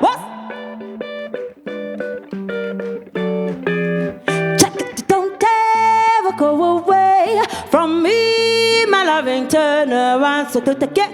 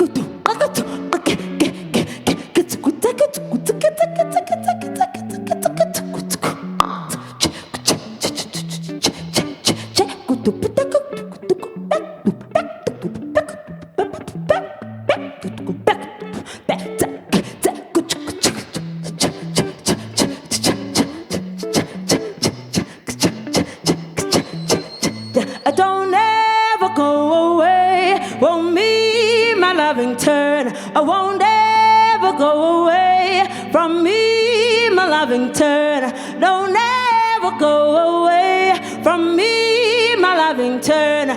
Don't ever go away from me, my loving turn around. I love you.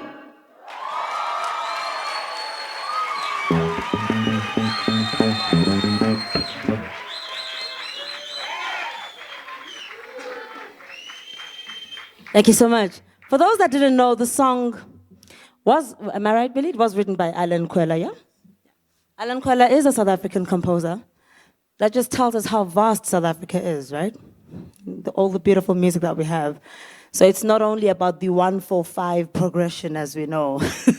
South Africa is always known for it's always known. We got more. We got Alan Kwela doing some samba. Shall we try an example of swing as per South Africa? So we got some swing in South Africa. A lot of people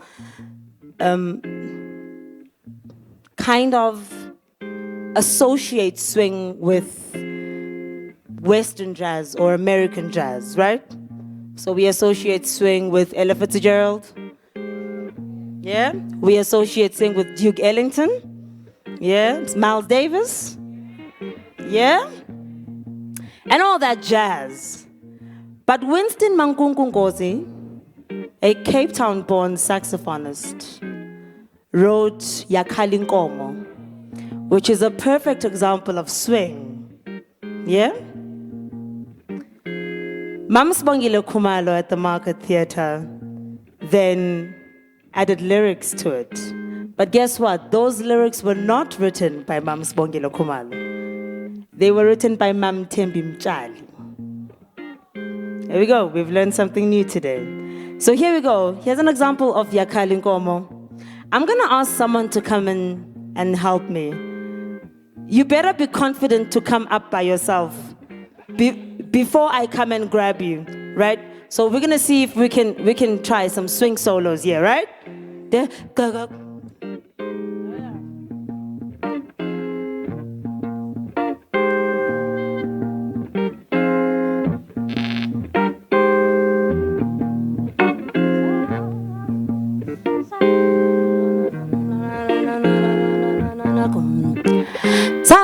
Nkomo emasimini ejabula amathole bitheka wathi no mama Yakhali Nkomo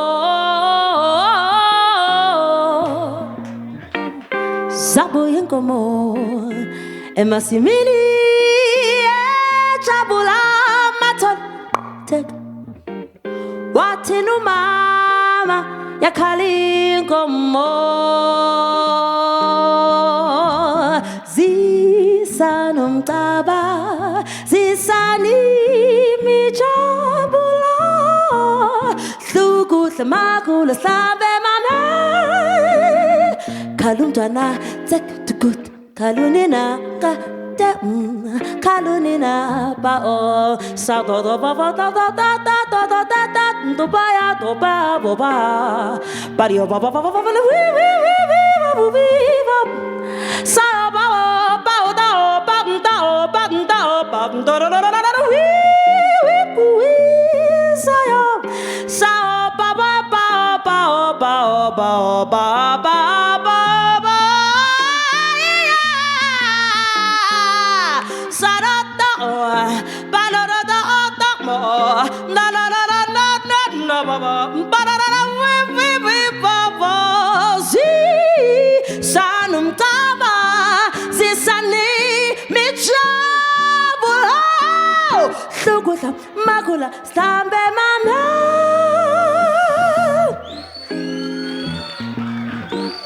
You better come and sing before I come and grab you. Come here, sweetheart. Come here.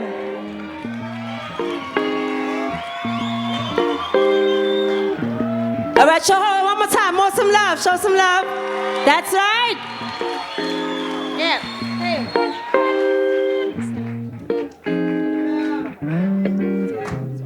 Okay, we're gonna show some love to Kilibokhile. She's from Pretoria. All right? All right.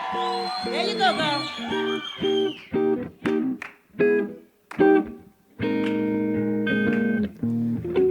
Sweet boy,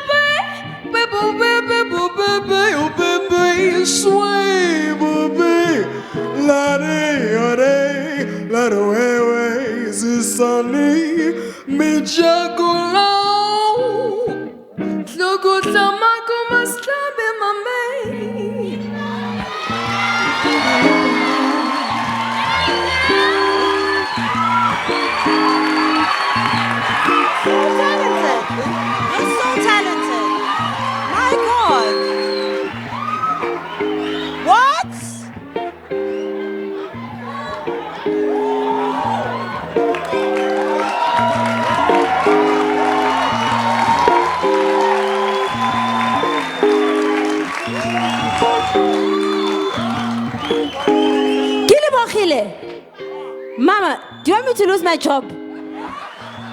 Because I clearly have. Ha! One more time for Kilibokhile.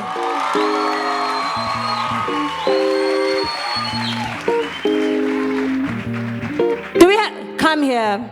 Come ring that bell for me. Come ring that bell for me.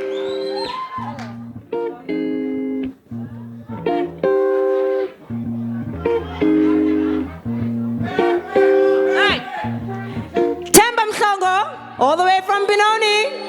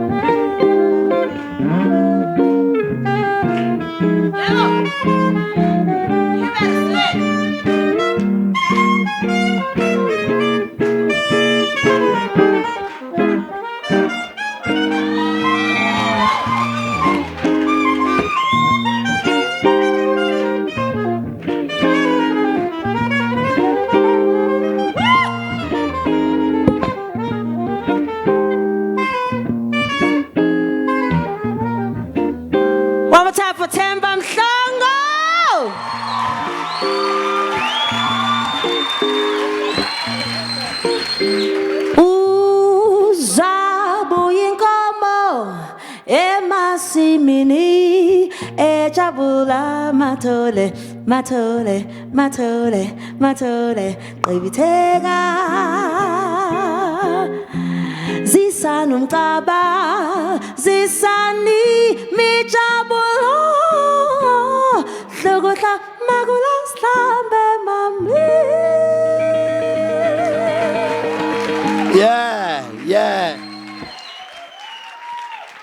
Yeah.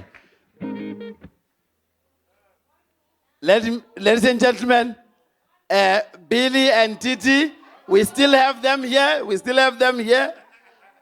Yes, they will give you even more than this. But let's do protocol issues, right? You want to take questions now? We want to push because we have lunch. Now lunch is ready. And lunch is ready until 1 o'clock. So my job is to also care for you. Can we do lunch in 30 minutes? 1:30 to 1 o'clock? Is that fine? And then we allow them to do one more. And that one more, after that, we take 2 or 3 questions, right? Is that all right? All right. You want to do one more, as they say?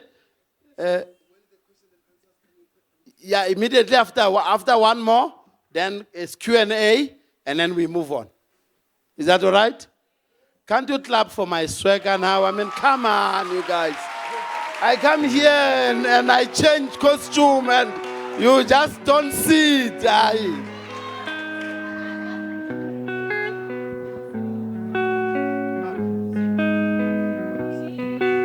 Thank you very much. You're far too kind. Thank you so much. All right. We'll do one more as an example of South African ballads.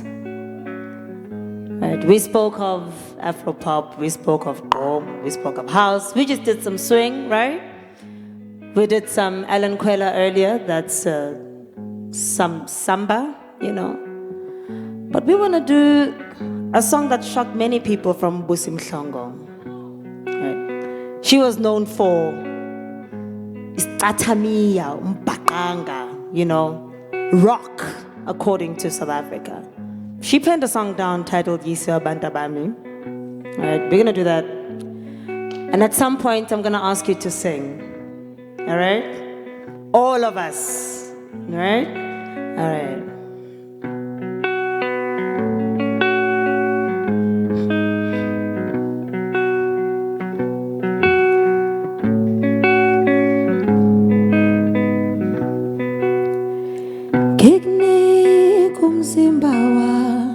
Uthia wanele sandnik inhliziyo yam nayo yanele sandnik uthando lwam nalo alwanele sengikunika ngisho uqobo lwam nalo alwanele yintoni na yisewabantu bami.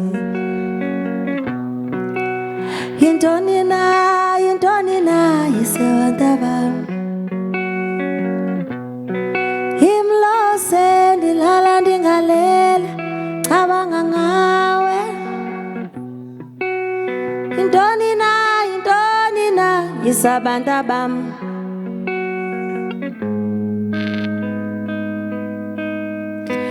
Ngikunika umzimba wami uthia wanele sendikunika inhliziyo yami uthia yanele sendikunika uthando lwami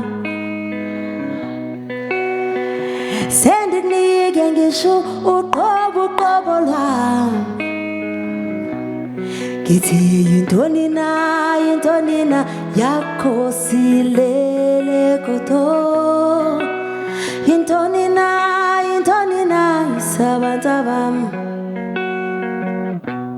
Imlomi lala ngingalele ngicabanga ngawe.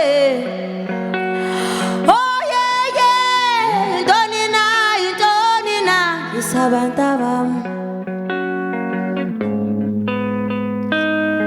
Nabandeli yo yeah. Ivandeli yo yonyakniona nalingio aniongana yo hey.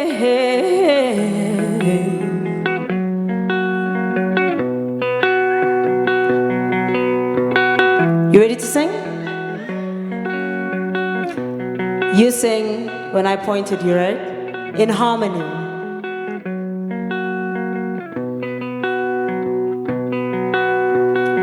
Yako silele koto, yako silele koto. Where's the sopranos? Let's hear the sopranos first.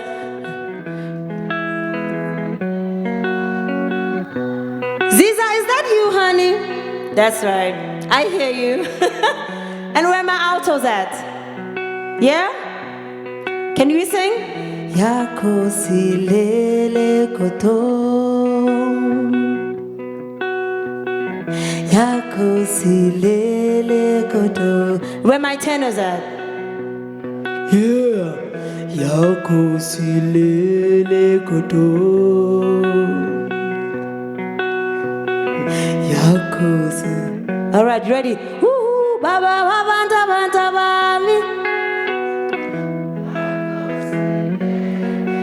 Sifundisa inhlonipho kubantwana bethu ngoba masiphuhlisa nesibambane ngezandla,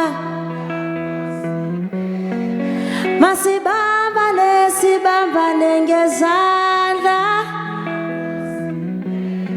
Imnawe baba ekhaya bathu bo yeah. Akube uwe nguwe baba oh yeah. Imnawe ba ekhaya lethu baba oh yeah. Akube imi nguwe baba oh yeah. Akube uwe baba oh yeah. Imnawe baba ekhaya lethu baba oh yeah. Akubo imi nguwe baba oh yeah. Yako silele kodo.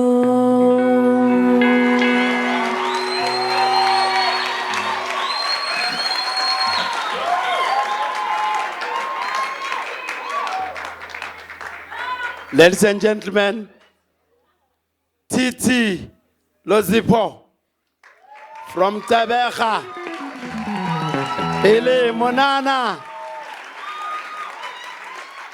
Hey, these ones are a revolution. Ne? Yay! Let's give them another round of applause, please.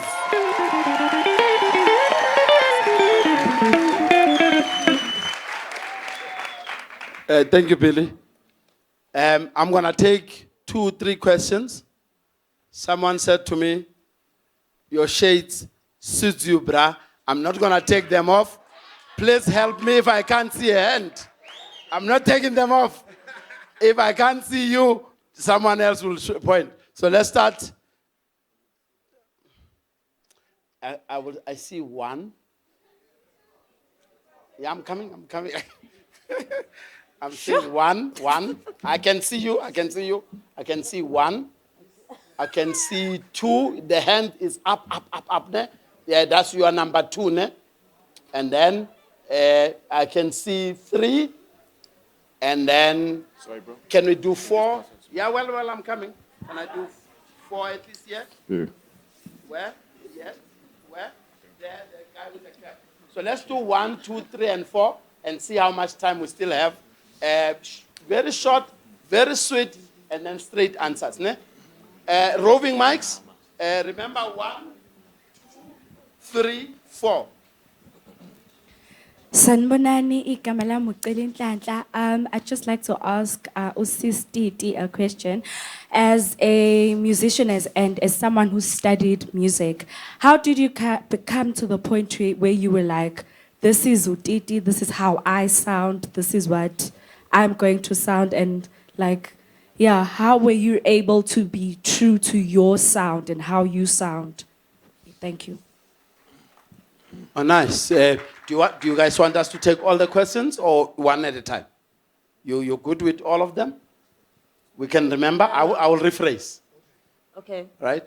So the first question is as simple as how did you carve your own identity and also for your niche market? That's the first question. All right? Question number 2. Good afternoon to everybody. I was paying very well attention. Yeah, start afresh, guy. We're loving the voice. Just start afresh. You've got me now. Start afresh and take it nice and slow. We may use that voice. Yes, my brother. Good afternoon to everybody in the audience.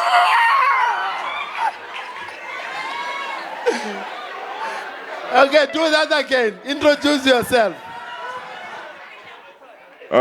My name is Lloyd, but very well known as Jaden Black from Mpumalanga, and I was actually studying the fact that you are very African and you stand by it.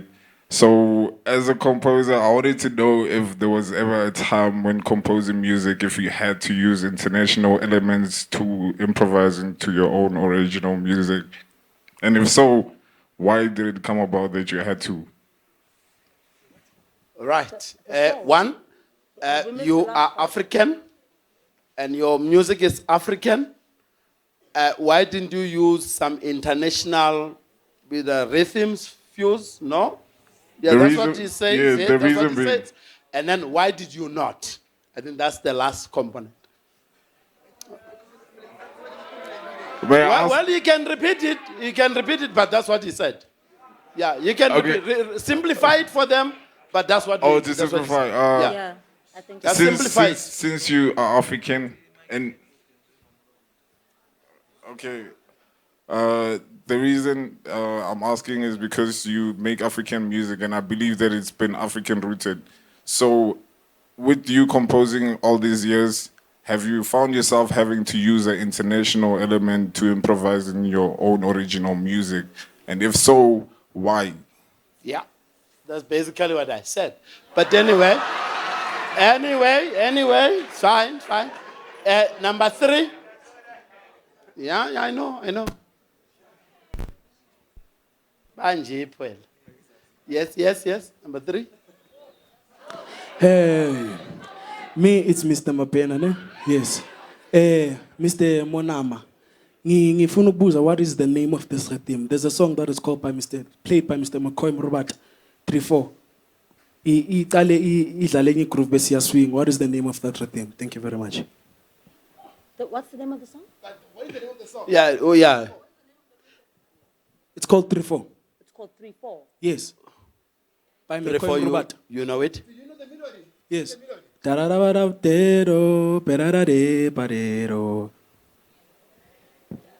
Okay. You'll get it now. Okay. We have the last hand here. Please, thank you very much. And then very quickly. And Laika, be on standby. After this question and answers, you come and talk to us about the hashtags so that we are on socials as well. Laika? Yes, sir. Go ahead. Good afternoon. Tobe. My question is, what rhythm caters for choral and incorporation of African drums with instruments like guitars and drums? Choral and also incorporating African drums and some of the instruments like guitars and pianos. Good. Thank you very much. Billy, you want to start? It's him as the last question. So now there were composers, the Enoch Sontonga, the Sol Plachi, and John Dube, all those, composers. They were born in the 1855, 1857. That is the age group. So now those were the earliest composers who were influenced by the Roman Catholic, and because the settlers, when they arrived in the Cape, they built churches. That's how then in Nkosi Sikelel Africa today, it sounds like that. They incorporated the compositions, with the hymns, because they were, teachers and also, reverends at the Roman Catholic. And also, the cultures, the people of the Eastern Cape and the Zulus in the north is Kubu Valley a drum. A drum is an African thing, guys. That it goes without saying. If there's no drum, most of the music, the reason there's what is called a style of music called umqobanyawo is because of that kubu. That's kubu. Indamo, everything, so you can't separate the two, but the hymns and the choral, it was influenced by the by the religion, Christianity thing. And I don't know, Makoi Mkhubata, yeah. So now, Oba Makoi is from Cape Town, and there's a style of music that side. It's called Guma. Tsakwe, right?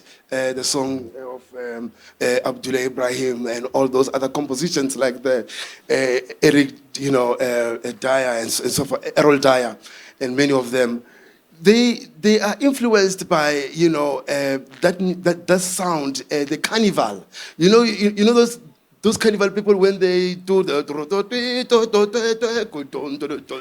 and then the marching band and so forth. So now that culture of music, when he comes to Joburg, Oba, he plays with Sakile, he plays with musicians who are coming from different cultural background. Then that music, when he composed, he incorporate all the rhythms in one music. So to call it a style of music, unfortunately or fortunately, it will fall under African jazz.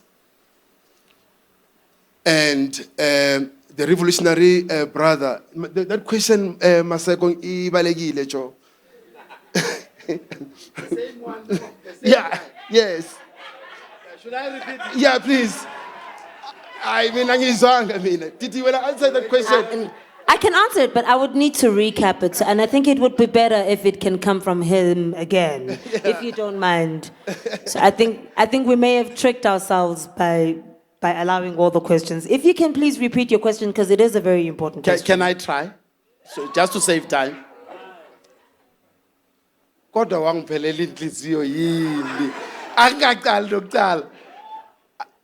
That brother was asking that your music is African. Have you been tempted in your career, in your composition, to use or improvise with international or European or American sounds, which is Western sounds? In that process, if you did, why? And if you did not, why? I think that is the body of the question. Give it to me!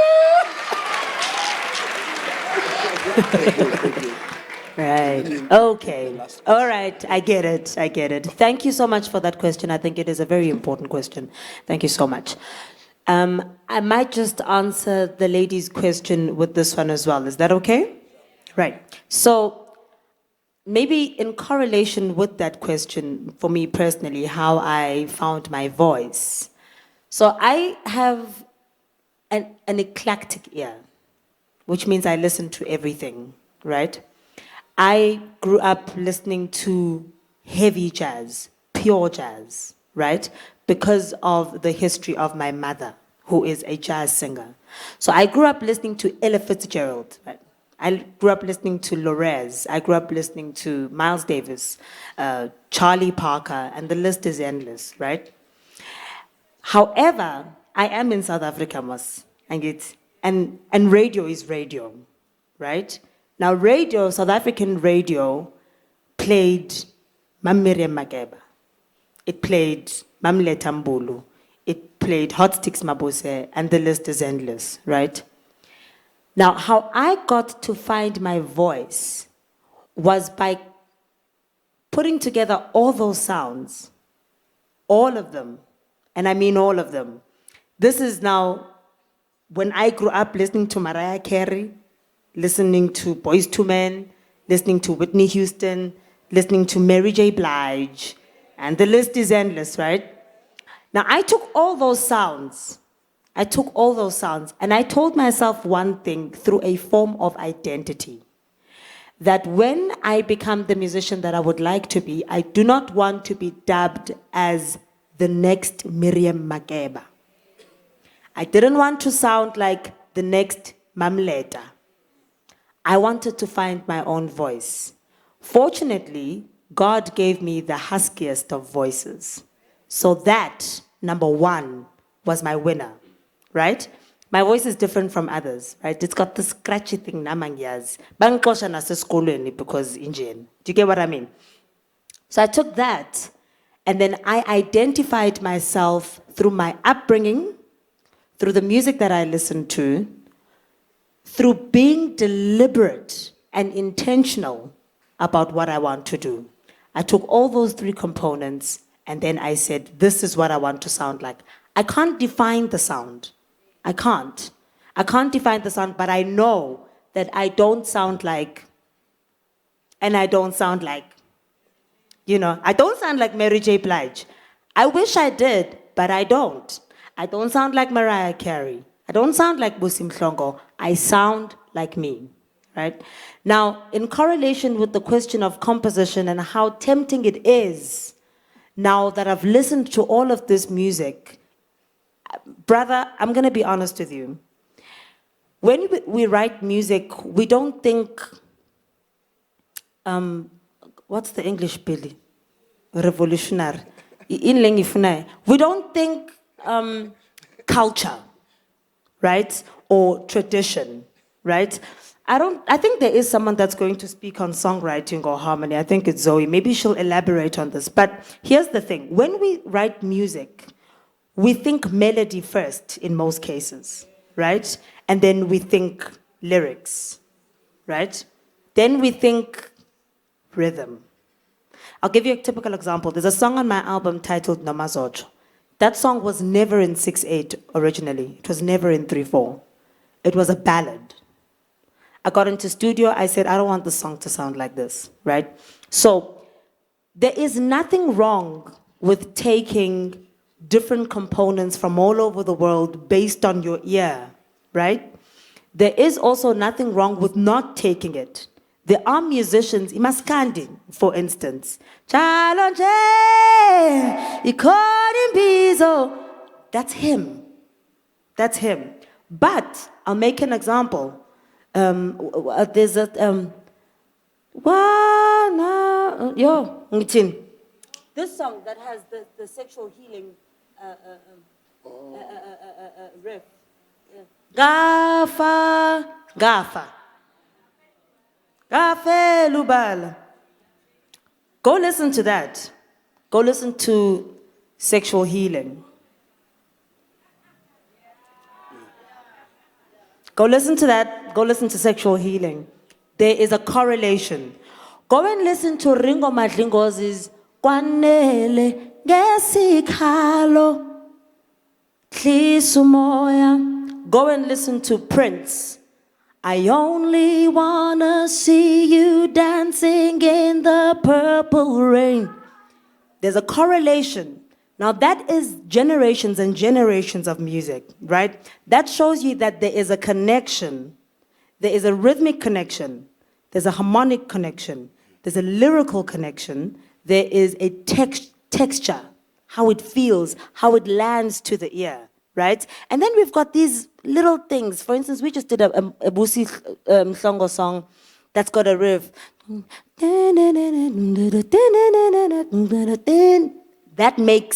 That says you're in Africa, right? Billy just spoke about the Guma and that rhythm, that says you're in Africa. So it's not a bad thing. It's not incorrect. And we use that a lot because of one word, influence. I hope I've answered you. And I want to add on that. And don't ever feel under pressure to sound unique. Take your time. As you grow as you grow, don't ever let the old people tell you you sound like who. It's okay. They used to say to me, I sound like Jimmy. And it's okay.